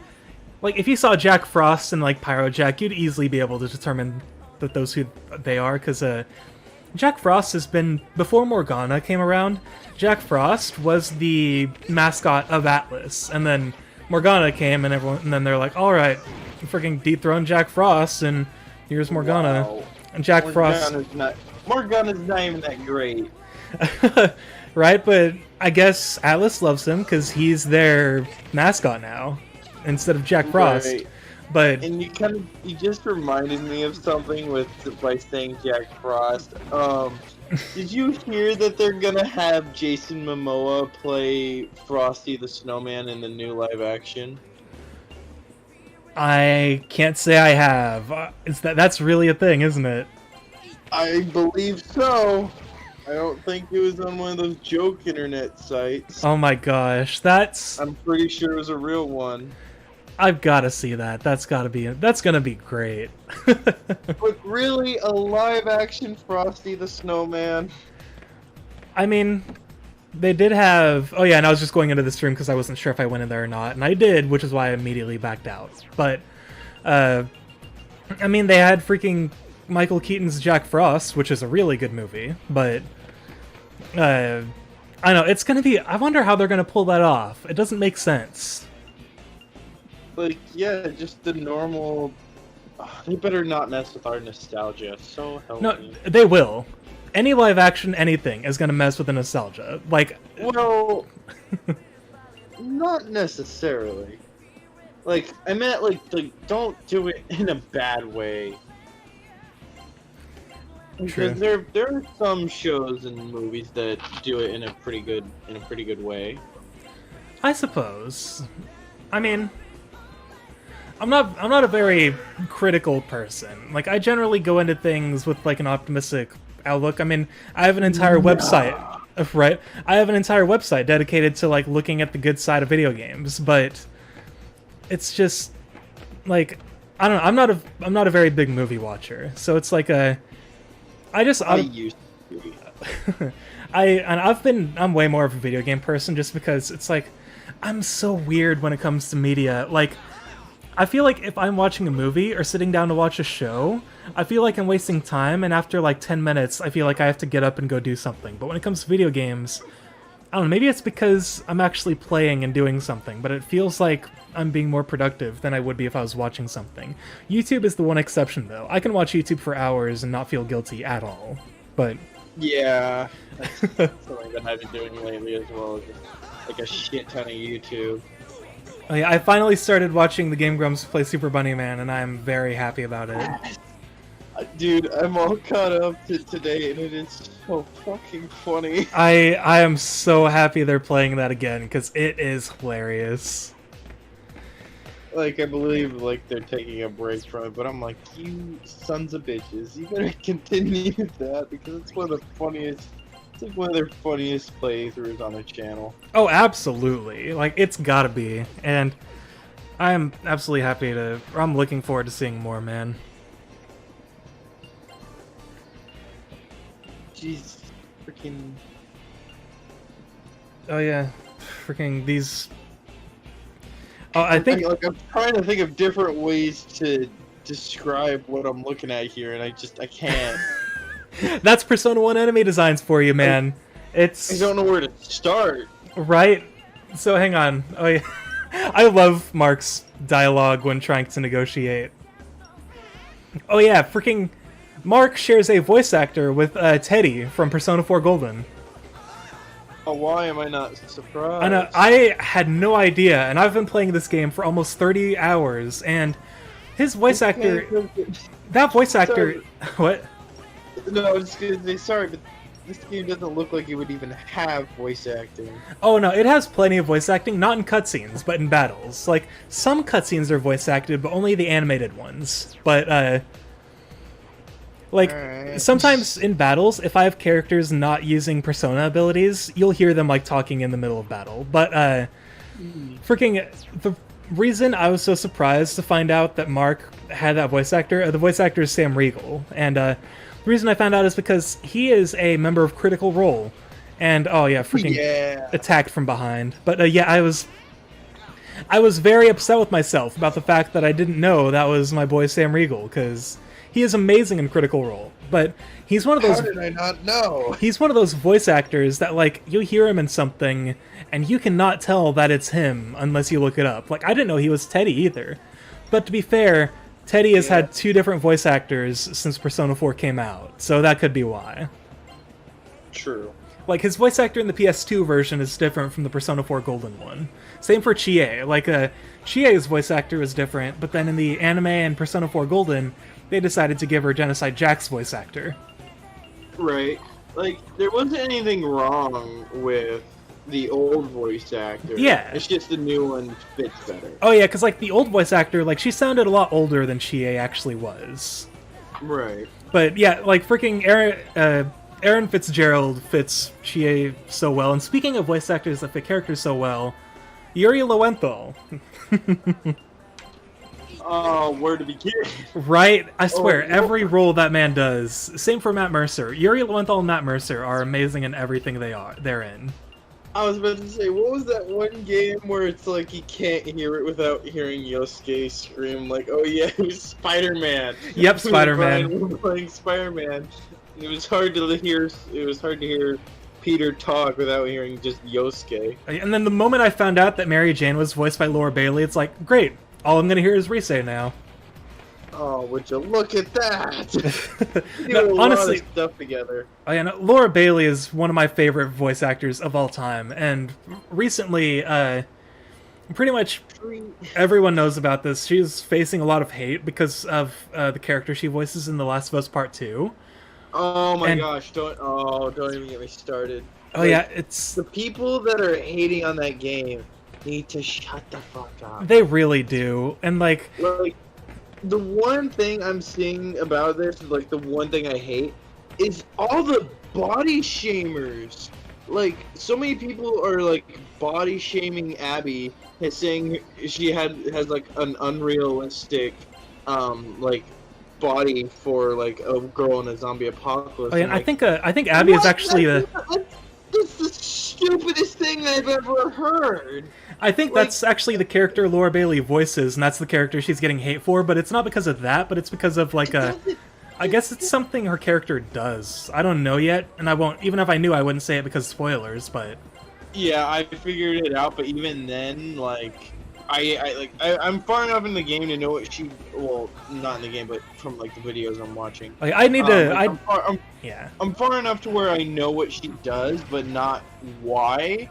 But there is no reason for people to be reacting the way they are. There is absolutely none. Oh yeah, and thankfully, like, all of her fans and stuff have been rallying, like, to her, and, like, actually a bunch of YouTubers I watched, like, have been, like, talking about nothing but good about her for, like, ever since all that happened, and it just makes me so happy to see everyone kind of rallying her to her side, because, like, even if she voices, like, a terrible character, she is one of the most amazing people, like, in the world. I don't know why anyone would be, like, hating on her just because of a character she voiced. It's just people being stupid, like, thinking that, like, the people that play an evil actor, or, sorry, like, an actor will play, like, an evil character, and for some reason, morons will think that the actor is exactly like the person they just acted. Like, Exactly. do you not know what acting is? Like, your television isn't a window. Exactly. You're not looking at... You're not looking at someone into the future. No, you're fucking looking at people playing a role. Exactly, and honestly, I thought about that, like, on a psychological level, and I think it's a combination of two things. Like, do you remember the kid, Mitsuo Kubo from Persona 4, like, the, really nerdy kid who killed King Moron? Oh yeah, spoilers, by the way, but yeah. Wait, that game is old as hell. Yeah, well, I mean, I'm gonna be Let's Playing it eventually. Like, I'm gonna go through the Persona games in order, so once I beat Persona 1, I'll go to Persona 2 and onward, but, anyway, Right, you remember the, guy with the video game dungeon. Hi, Yuki. Like that kid from the comic dub. Do you wanna be my lover? Yeah, that kid. No. Okay. Yeah, no, that kid. So like, I will never see him ever again. oh boy. I mean, the comic dub didn't cover that part of the story, but man, that boss fight, like, I think his boss fight was definitely one of the harder ones in the game, but that was the only boss fight that I actually had to stop. Like, well, I've had to do it before, but not as bad. Like, that was the one where I've had to stop several times to go off and grind for like hours. you were playing on hard mode, right? Yeah. Yeah, that explained why. Yeah. Oh yeah. Well, when you eventually get the PC version, the PC version actually automatically gives you the ability to adjust certain aspects of the game. So, like, you know how I showed you that screenshot where you can adjust how much XP you gain or, like, how much money you gain and stuff? Right. Like, in the PS Vita version, you have to unlock that by beating the game, but in the PC version, you get that right off the bat. So, like, I have it set to where it's, like, it's a combination of kind of, like, all the difficulties. So, like, I have the enemies and characters dealing max damage to each other, but I am gaining the max amount of XP and money possible. So, like, I was loaded with yen basically from the start of the game because of the tutorial. Talk about Yosuke will now die for you. Oh yeah, but anyway, the whole point of this rant is that I think that the people who are hating on Laura Bailey is a lot like the Mitsuo Kubo kid. They're like not only do they take not only are they so into fictitious worlds for like there's escapism and then there's ultimate escapism, which is what these people are doing, and they're making it to where these fictional worlds become their reality. And what's with the Mortal Kombat combos?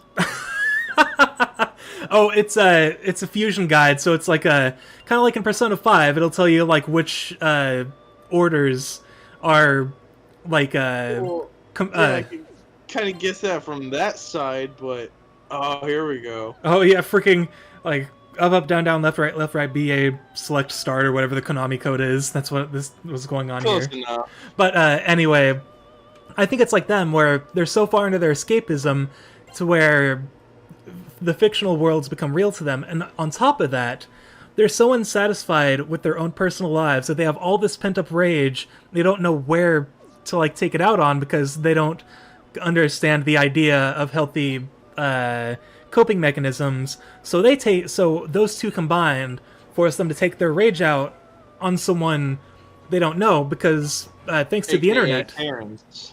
Exactly, or in this case, Kubos, because they're freaking online people who don't know what to do, and they take this rage. Wow, actually, now that you mention it, freaking Kubos are like the Karens of the technology world, but they take their rage out on these people who absolutely don't deserve it because of those two things meshing together, and because of the internet and the anonymity of it. They feel like it's perfectly fine for them because they feel like this is stuff they wouldn't say to someone right up to their face because they know that they'd probably get punched, but because it's the internet, they know they have that quote-unquote safety blanket shielding them from it, so they feel they can say that kind of stuff without having any consequences. Like one of those people freaking threatened to kill Laura Bailey's baby and stuff like that. Like, it's garbage, dude. Yeah, it's like, it's the Mitsuo Kubo people, like those people who are so pent up with their, like, who are so unsatisfied with their life that instead of trying to do something to make it better, they're going to blame everyone but themselves for making their own world bad. And in turn, it's going to cause a chain reaction that's just going to continue making their lives worse and worse.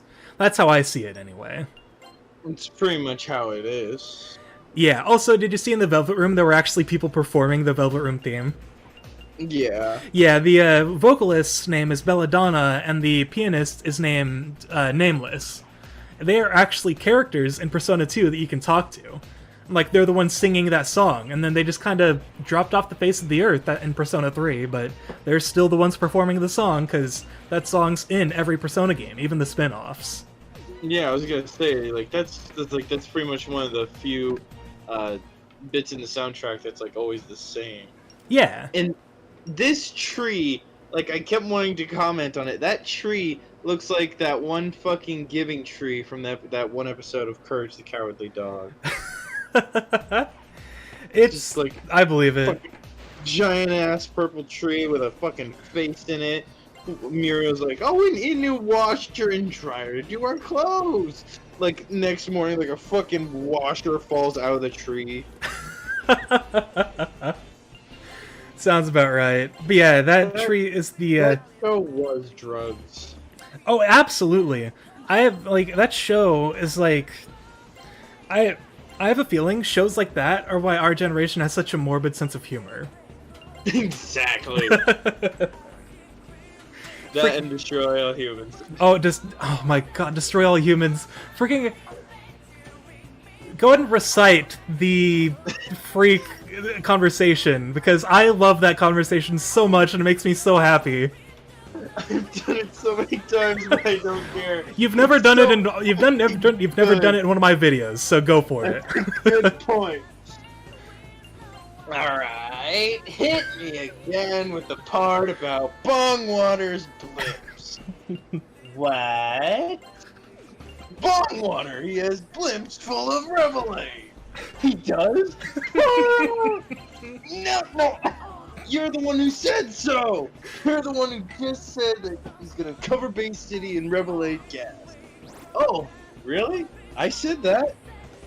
Focus, freak. Does he or doesn't he? Does who what? Does Bongwater have Revelade blimps preparing to attack Bay City? Bongwater has Revelade blimps preparing to attack Bay City? Hey, kids, this is why you shouldn't do drugs. That is one of the best pieces of writing I've ever heard in a video game ever. I love that so much. Dude, again, like I said in my playthrough, that game is pretty much just where your sense of humor comes from. Sense of humor was like molded. Oh, I can absolutely see why. Oh yeah, and this is a bunch of brainwashed people because freaking Kondori is Junko. I named one of my episodes The Tragedy because he revealed that basically what he's trying to do is pretty much what Junko tried doing in Danganronpa 1. And these people have all fallen for his brainwashing, and you'll see when I talk to them. They're all basically trying to wipe out humanity. The fucking old guy in the corner looks like if he were to have like a voice line, and just be like, "Arr!" Dude, that's just our Crampin in like a doctor suit. Exactly. Well, no, our Kramen has a long beard. That guy only Oh, has a mustache. true. Now that's our Crampin shaved. Oh yeah, and I got poisoned by a treasure chest. That's where I got the idea. Oh, rude. This game's where I got the idea of like making trap treasure chests in my game. Like the I showed you when I was playing through Joseph's Lament. Like the the mimic-esque. Oh yeah, and fucking. And then the treasure that like explodes and deals damage to you. Yeah, Also, because why not? Also, that boss fight that I showed you, like when you mentioned like was it supposed to be that easy? The reason for that is because the stats were unbalanced. I made it to where the since it's an earth elemental, it's designed to be weak against fire. And since I collected all 4 of those fire things, I made it to where the I added a formula to where when you deal fire damage, it amplifies it by 500%. So it was dealing way too much damage. So I nerfed it and made it to where fire damage only deals 200% maximum. So the boss fight will definitely be a lot tougher. I also gave him more HP, so it's going to be a much harder fight when people are actually playing it. And also, I'm the developer, so like I know the secrets and crap, so I was able to beat him real fast. Although it was a lot faster than it was meant to be. So I am glad you brought it up during the stream, because that's what... Well, it's just like it is supposed to be like a fucking, like, a pain in the ass. Oh yeah, like the rest of the dungeon was way harder than the boss itself, so it's like, it definitely... Sounds like a lot of modern games. It's just like, the freaking boss is easy compared to everything else! Dude, that's just the end of the original Zelda. Like, the original Legend of Zelda is considered one of the hardest games in the series, but like, the dungeon... Oh, this room. I actually had to look up the solution to this room, and I was really dumb. You'll see. It's a puzzle room. But, like, at first I thought I was stepping on mines, the way they clicked, but, yeah, I think I know what it is. Yeah, I think you'll see the solution. I think that was a puzzle in, yeah, that was a puzzle in, Undertale. Oh yeah, and then I think Persona 5 had a similar one in the final dungeon too. Like that's right. Like stepping on the tiles, and like you only had a certain amount to like go ahead and cover all of them. But this one's kind of like yeah, it was in the Mementos one. That one pissed me off. Oh yeah, I honestly I don't know. I've always loved puzzles like that, but like this one, I had no idea what it was supposed to be because like I tried a couple different solutions. You'll see. Like for this one, I'm trying to light up all of them to see if that works, but as you see, it doesn't. So here's what I try next. I kind of look at it and see if there's some sort of pattern I'm missing. And then after a while, I'm like, okay, screw it. So what I try to do is I try to get all of them to turn off and see if maybe that works. And then after that, I'm like, well, what am I supposed to do? And, well, you'll see the outcome. But this is way less of a puzzle and more of a, well, guess and figure it out. Because, like, there's no real in-game hint telling you what the solution is. So it's like... It's rude! Yeah, you just kind of have to guess and check and hope for the best, really. See, I go ahead and kind of, it's easy enough to figure out, like, which ones you have, like, how you have to go ahead and do that. Like, you just kind of back up and, like, easy enough. And then I think, at this point, I went ahead and, I decided to look up the solution online. I'm like, how are you supposed to, like, what is this? There's no indication telling you what to do. And I think it takes me, like, a second to look it up, and then you'll see it's a dumb easy solution. And I have no idea why the game doesn't tell you what you're supposed to do, but you'll see in a moment. Also, I was gonna say something relating to... What were we just talking about before we got to this puzzle room? Persona 5. Oh, Persona 5. Oh, yeah. What was I gonna... I don't know if I... Was I gonna say anything related? Okay, so you're about to see the... Yeah, you'll see this, like... I looked it up and found out that, you had to form a cross. What? Yeah, hang on. You'll... Yeah, you hear that sound? That indicated that that was the solution.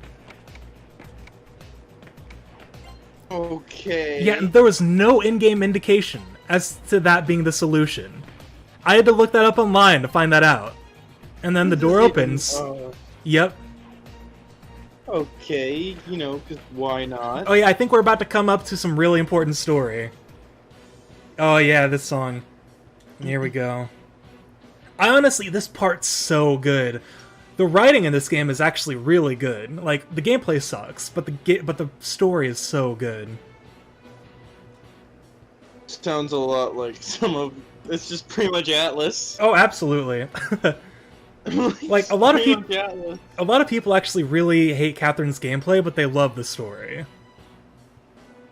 Yeah, I can understand that. My issue with Catherine is I keep making the block freaking solutions way more complicated than they need to be. I mean, yeah, that just makes sense. Like, I just look at it and I think, oh, they wanted me to do it like this. And then as soon as I do it, I look at it again, I'm like, oh, that would have been easier. Why didn't I do it that way? Right. Also, this dude's spitting some philosophical crap. Like, this is why I love this game. The main villain actually gives you things to think about. Like, just look at what he's saying. It's deep stuff. So, like that one meme, like when that one meme where it's like when the main villains start making sense. It's like, oh yeah, pouring a glass of wine, like, yeah, making sense. Yeah. Oh yeah, but this guy, like, he's not even the main villain. I mean, spoilers. Sorry guys. Yeah, he's not the main villain, but gasp. He's more like the Akechi of this game. So he's like the villain leading to the main villain. But like, stop putting shaved chocolate in. But no, like, look at this guy. Like, he's lamenting over the fact that he has everything he's ever wanted, and now he doesn't know what he wants to do with his life anymore because of it. He has nothing to strive for anymore. He's ascended to godhood. He has nothing left to live for. Because he doesn't know what to do with his life now. But these kids do. And this is kind of, this is the dialogue option I was talking to you about, like one of the few dialogue options you get, and I'm pretty sure they affect the story. Because, like, every choice you get makes some sort of impact on the story. Like, I could have dated Ellie, but I chose one of the wrong options, and now the protagonist is not dating her. Oh yeah, here it is. I have a feeling that if you say I don't really know, it will lead to the bad ending.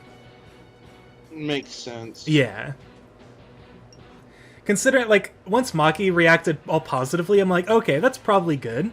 Like, for the past 5 or so episodes, I feel like I've been going towards the bad ending, but I don't know.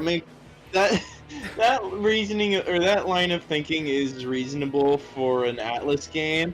However, if this was a Danganronpa game, you'd be having a totally different outlook. Oh, absolutely. Like, oh no, they're happy. That's not long for this world. You know, Kandori is like Junko, but like with actual hope, and he, like, I think he, oh wow, speaking of Junko, you just mentioned despair, but like, and I guess Junko, or he is basically Junko, but like, if Junko ended up being redeemed, kind of a deal. Because, like, he's starting to feel regret for his actions, kind of. And Nanjo here is calling him out. Also, Nanjo is literally Persona's Byakuya. He does look like it. And he acts like it, too. Like, he's like the super rich dude who's meant to be Japan's next prime minister, so he's literally Byakuya. Prodigy. Yep. His butler died at the beginning of this game, and that's kind of what's been driving him forward, because he's like, you know what, I want to live because he couldn't. Because his butler was more of a father to him than his own father was. So it's pretty much the reverse of Batman. Pretty much, yeah. Oh my gosh, yeah, because freaking... he had freaking Alfred. Oh my gosh, you're right. Nanjo is reverse Batman. Holy crap. It's like if Alfred died. Nanjo is Bruce Wayne if Alfred died. Holy crap. Also, boss time. Holy crap. Alternate universe. Dude, someone has to have written some sort of, like, fanfiction or something based on that, because that makes way too much sense. Oh, I hope I'm not the only one to have thought of that. That is genius. It just caught me off guard, too. Right. Also, this boss theme is fantastic. So yeah, I was about to say, I'm like, this is some badass music. Oh yeah, this vocalist, she's the, she did the vocals in all of Persona 3. She did some of the vocals in the Persona 4 anime as well, but none in the actual game. That's what I thought. Like, she did the, I think she did, some of the vocals for the Season 2 intro of Persona 4, and, she also does some of the vocals in Kanji's theme. That, like, really cool song that plays whenever Kanji does something badass. Right. This, the fucking background, like that green, like, stuff in the background, it reminds me of that one episode of SpongeBob when they get lost in the kelp forest because of the fucking magic. Oh my gosh. Kayla and I were just talking about that episode the other day, so that's hilarious you bring that up, but I It's like, totally see what you out mean. here in the middle of nowhere with SpongeBob and Patrick. Oh God, why? Also, breaks the fourth wall. yeah. Just, why must every 20 minutes of my life be filled with misery? Why? Oh my gosh, I Like, love that dude, show. Same. You fucking fourth wall breaking bastard. Right? Also, did you notice that the characters are learning, like, abilities in the middle of the battle? Oh shit, that's about time. Yeah, it's like, I mean, How come it's... they don't do that in later? Because... They gotta wait for the fucking battle See, to end. look at this, because they have, like, the Personas have levels and ranks, and their ranks increase by you using them in the middle of battle, and they learn abilities by getting their ranks up, and they can't gain ranks by XP, though. You have to use them, which is unfortunate, because I think earlier this episode, I gave Mark a Persona that only had one ability, and that one ability couldn't be used unless I brought Mark to the front row, and it was really dumb. So for this boss fight, I was like, you know what, I'll give Mark his old Persona, whatever. But yeah, Persona levels... Why did not let Maki die? Oh, I'm pretty sure Maki's gonna die soon, but I lose so many party members during this fight, because, like, this fight is supposed to be the quote-unquote final battle, but we know there's a lot more to the story. Yeah, because I'm about to say, like, I'm kind of, like, new popping in here. Like, how far along are we into this here? Honestly, like, going by the manga, I can't remember how much is left, but there is still one more boss we're supposed to fight, and I don't know when we fight her, but I know we're supposed to fight her, and it's like, at the same time, this game has 4 endings. I don't know which ending I'm getting, so I don't know how much of the game is actually left. But considering that Chris is level 50, we've got to be far. Like, and Ellie is, after this fight, I think Ellie leveled up to level 51, so I have a feeling we are at least nearing endgames, like, the endgame area. Yeah. I was, like, level... Like, when it came to Persona 5, like, beating that one, I was, like, level, like, 80? Oh yeah, that makes sense. Like, Persona 5 is a lot longer than this game. Because, like, this is a PS1 RPG, so it's like, I don't think... they had to make it a long game in order to fill the time. Exactly, but, like, they made it long as in increasing the encounter rate. So, it's not technically long, it's just tedious. But, like old school games. Yeah, old school RPGs, but like, you know what? Screw it. This game's story is so good that it's worth the struggle. I have, like, the only parts of this game I've been disliking are the gameplay, which is unfortunate because that's most of the game, but the story itself is so freaking good that I am more than willing to play this game 4 times to get every single ending. Well, could you just save a certain spot? Oh no, it's like it's one of those games where the choices you make along the way affect the ending. Damn. Yeah, so you have to play it 4 times. No, dude. Yeah. Although there is one choice at the beginning of the game you can make that... Oh, actually, I have some interesting trivia about that one choice. So, at the beginning of the game, you play, like, through the prologue. Oh, yeah, he's dead already. But, oh, yeah, well, actually, let's go ahead and watch this part. This part's pretty cool. And then I'll go ahead and give the little trivia. Humanity.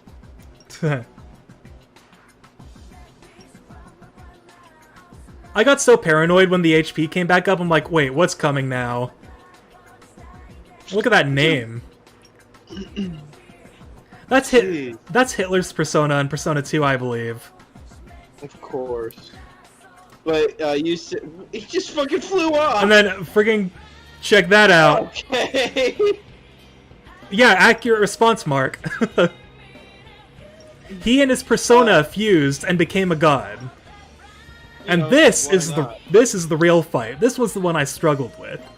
But anyway, so here's the little trivia at the beginning of the game. So you play through the prologue and everything, and then when you go back to the school, your group splits up. Nanjo and Mark decide to go to the police station because they want to, like, I think they wanted to arm themselves to go and fight the man we're fighting now.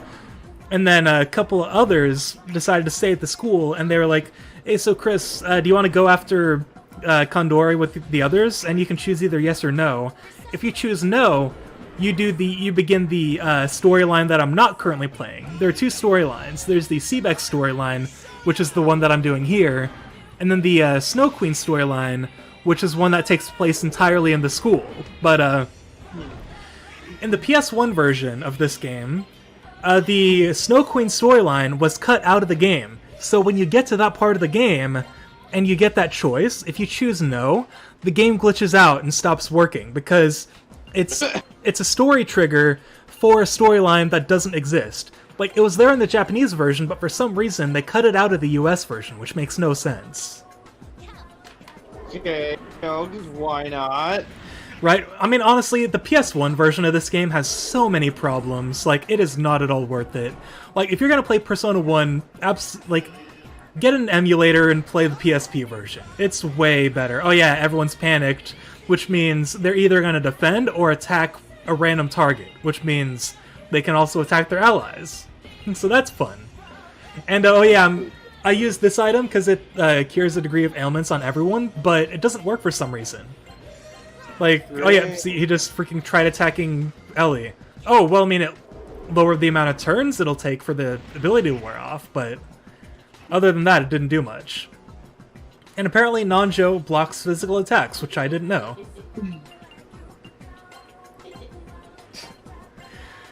This game, man, I really hope they remake this game in the style of the modern Persona games, because if they did, it would be incredible. Because this game's story deserves, like, more time in the spotlight, but, like, it needs to be more accessible. Oh yeah, the protagonist is about to die, but, like, and I know it would take away some of the charm, but, like, update the graphics a little bit. Oh, absolutely. Like, even make it look something like, like, somewhat more like Persona 4 Golden. Yeah, or even Persona 3. Like, it looked fine in Persona 3. Like, which is basically the same as Persona 4, because they're on the same engine, but still. Like, yeah, I didn't want to say Persona 5, because, like, Persona 5 seems a little bit more pizzazzy. Oh yeah, well, Persona 5, like, that's its own style. I think if they ever remade Persona 1, they'd probably want to give it more of a, this game technically counts as a horror game, so they'd probably go with, like, a darker art style.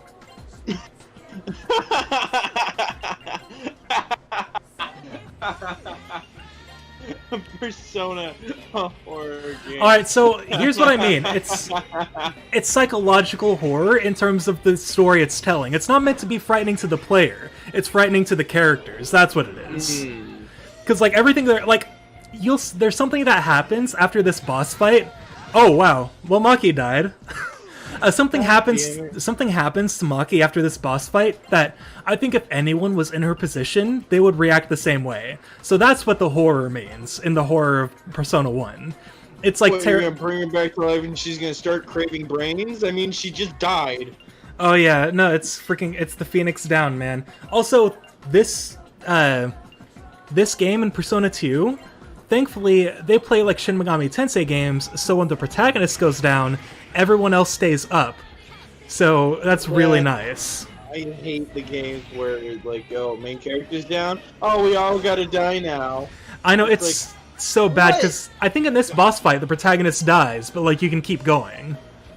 It's like one of the stupidest rules I've ever heard in my life. Right? Because like I'm making my game an RPG Maker. I don't even know how to program it that way. It's just default to where you keep going even if the leader dies. Like, why would you add that feature? I mean, I suppose it's to add tension, but all it does is annoy players. Like, at least like if it's take Dragon Quest for example. Like, if it's like a new player that, he just died. Like a new party member that doesn't quite trust. Shit. Uh-oh, what happened? I may or may not have hit my mic. Oh, and knocked it off. Oh, jeez, I understand that struggle. The new mic I just got has like an extendo arm and has like all sorts of springs on it. So like if I knock my desk, like I did during that one D&D campaign or session where I broke my desk, thankfully it won't be as loud on the mic because my mic has like shock protectors. So if like I bump my desk, you can like, oh wow, he just died a second. Oh yeah, this part. I don't get what happened here. I think his persona revived him, but check this out. If it'll happen. Do I go to skills? Yes. All my skills are gone. I only have one skill for some reason. That dude, that thing had 3 skills, but then Chris goes down. I think his persona revived him, but like at the sacrifice of all the skills he learned. So that I have no idea what happened there, but this game is full of stuff that I have no idea what's going on most of the time. Also, This is the only boss I've ever seen that's weak against gunfire, so it's weird, so I just have everyone shooting him. Also, for some... oh, yeah? I was gonna say, what was I saying before I knocked over my mic? Oh, shoot. It was, we were talking about protagonists dying, and, something... I think you were mentioning something about... Was it? Shoot, I totally forgot. Oh, wow. It's way too easy to lose your train of thought, man. Holy crap. Yeah, I'm like, all I did was knock over my mic and I completely forgot what the hell I was talking about. I completely forgot too. What the heck? But yeah, it's like a... Oh yeah, Dragon Quest. You were talking about Dragon Quest, and it was like a... Yeah. So, and they also do it later in, Persona. So, so in order for like that death to not make sense, like, is if you have party members that don't trust you, like say you don't keep up the social skills, or like, say you don't build bonds. Like, building bonds should not, like, they should have more of an importance besides absolutely. Just, bonuses and shit. Like, make it so where, like, hey, they the NPC will just go, hey, our leader's down. Let's throw the thing that he throws at us when we're down. What? Right. When Yosuke says, hey, Yosuke will now die for you. How about he does, okay? I know, right? Like, how about I die and then you try to revive me? That's how it works. That's what I do for you, bitch. Exactly, and honestly, I don't know why they retroactively added that, because, like, like I said, these old school RPGs, that wasn't even a thing. Like, although to be fair, I think it's because in this game, it's way easier to die than it is in newer games. Like, the protagonist went down twice in just this boss fight. That's not an excuse. I know, but start all the way over, and you know it. Not just from the golden head. It would make you fight the other guy again. Oh, absolutely. Well, because in this game, like, you can't restart the fight. You have to go back to the last save point. You'd have to walk back here. Like... Well, yeah. Well, there are some times where you couldn't restart the fight in the other games. It really had to start all the way over. True. Like, doesn't it work that way for Persona 5's final boss battle or something?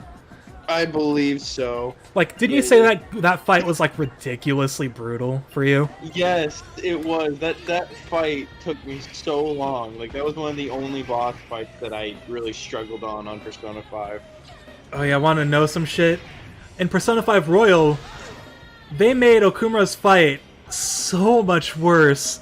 Like, I didn't know how, because it was already, like, it wasn't at all bad in the original. Like, it was my only issue with it was that it felt uninspired, because it was just a gauntlet fight against, like, his robots. But in Persona 5 Royal, if you don't kill all of them, they run away. Buzz Mysterio Lightyear? Oh yeah, Buzz Mysterio Lightyear, yeah. So if you don't kill all the robots at this, like, on time, they will run away and then bring more back at full HP. And Okumura will make an issue to where all the robots will target one specific party member.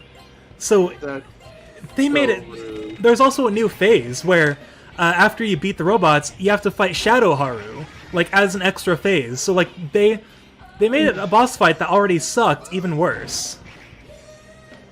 That's the one part of the game I'm... like the most hated dungeon too. Oh yeah, and they decided to make it worse. I liked it.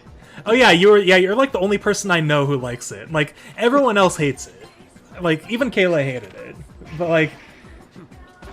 Oh, did you say they made it worse? Yeah, oh yeah, they made it worse.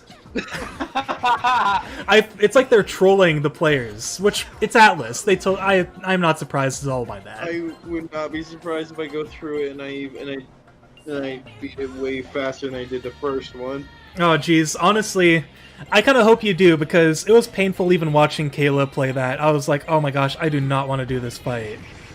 It does not look fun.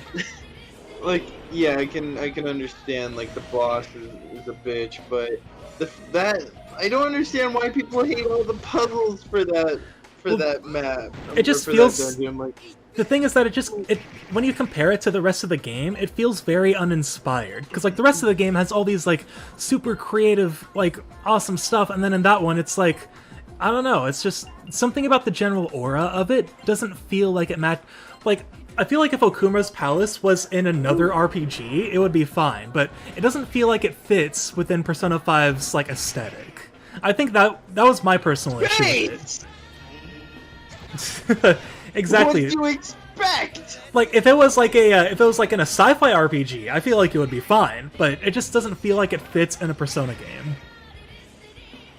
It fits because that's his like his cognition. That's his corruption, yeah. So yeah, which I know you can't really say that since it's him. That's just how he is. All right, but like, you can say that. Yeah, it makes sense story-wise, but aesthetically, it just doesn't feel right. Like, at least you're in space. Why are you questioning being in space? Ooh, wow, look at that level up. Everyone leveled up. Wow, that fight. I guess all we had to do was argue about Okumura's Palace for that boss fight to go by way faster. But yeah, look at this. Mark is way behind on levels. I don't know why. He's only level... He went from like 47 to like 50 to fucking... Like, oh yeah, I'm 40 now. I know, and like, it sucks because his speed is so low because of it. And oh yeah, emotional death scene. It's playing piano music. That's the way you know it's emotional. Also, cherry blossoms are flying. That's very symbolic. Where are those trees even at? To be fair, this place is kind of a product of his cognition in a way. It's something he created. Well, along with Maki. but she doesn't realize that. Okay. Oh yeah, he explains it. You'll see. It makes sense. Well, kind of. It makes more sense if you've played the whole game, but like basically, yeah, I'm coming at this blind. Oh yeah, basically there are two worlds. There's the real world, and then a second world created by Maki's imagination, but the real Maki, not the one on our party. The one in our party is, well, they'll explain it. But they at least know that it's not the Maki from the real world. Yeah. It's the real Maki, this is her idealized form, so like this is what she wants to be. So in a way, it's her shadow. This is some fucking... there's... That sounds familiar, but I almost said this is some fucking Resident Evil movie shit. Because, like, you just gave, like, this is pretty much the plot for, like, all of the live-action Resident Evil movies. It was just like, oh, what? She was actually a clone all along? Yep, and that's kind of... Yeah, see, that's like, and she starts freaking out because she finds out she's not actually real. Like, this isn't even a clone. She's literally a figment of the real Maki's imagination. Like, she doesn't actually exist, and, like... Yeah, it's... Exactly, they're explaining all of this, and this is very endgamey, like, plot explanations. Mark's the Ryuji of the group. Oh, he absolutely is. There are actually two Ryujis of this game. The second one isn't in my party, though. By looking at him.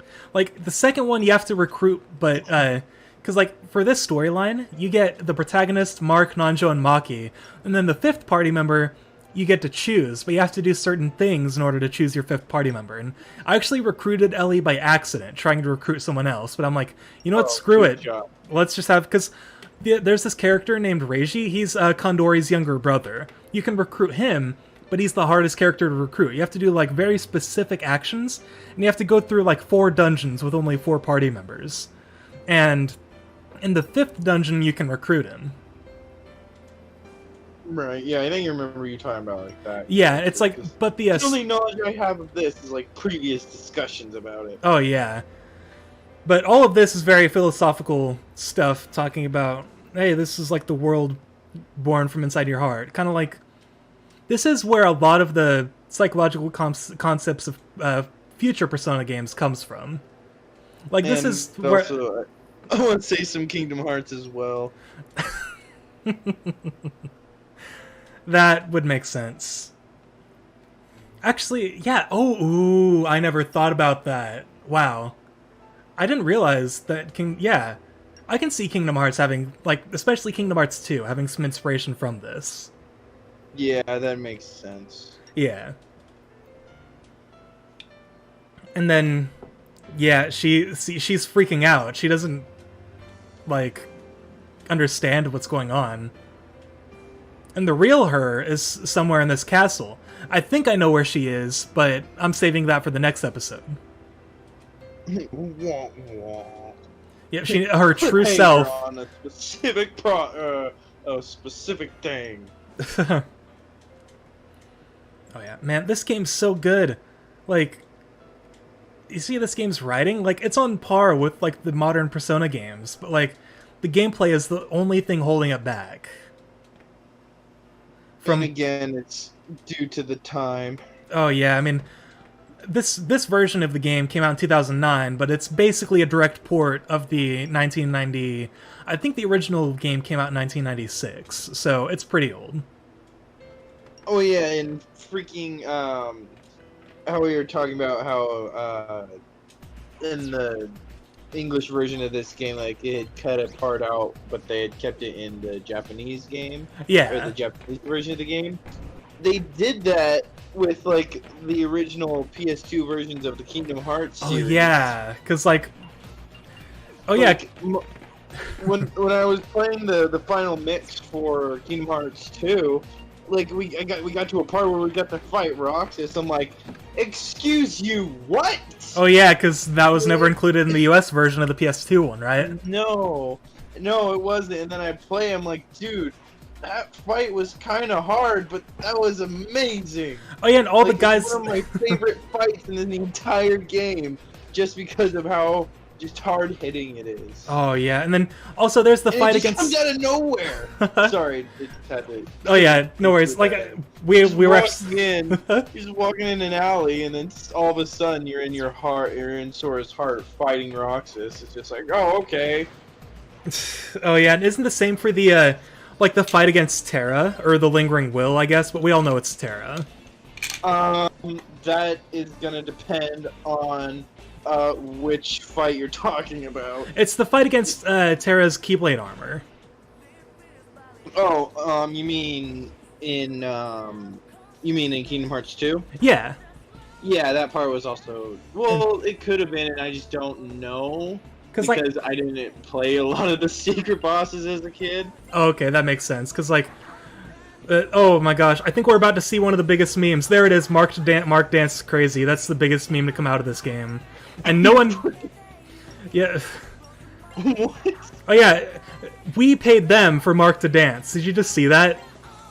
Yes.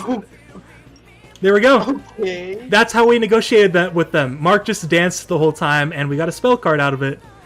Oh yeah, so the we paid them to stay around to watch Mark dance. Oh yeah. Also, we have like 30 seconds left, so there's not much left in this episode, so we will have to go start wrapping it up. But yeah, I am looking forward to doing this more because like I love this sort of podcast form of recording because just kind of sitting here and rambling. Like I might have to make these episodes longer so we have more time to just talk about crap.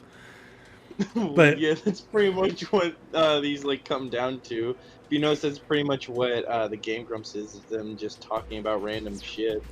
Oh yeah, although this is a very story-heavy episode. But yeah, that is the end of the episode, and yeah, the video is going to cut out here, but yeah, thank you so much for joining me for this episode. That was awesome, and hopefully we can do this again in the next one. Great! Alright, I will see you sometime. Somewhere. Stay weird. Alright, goodbye.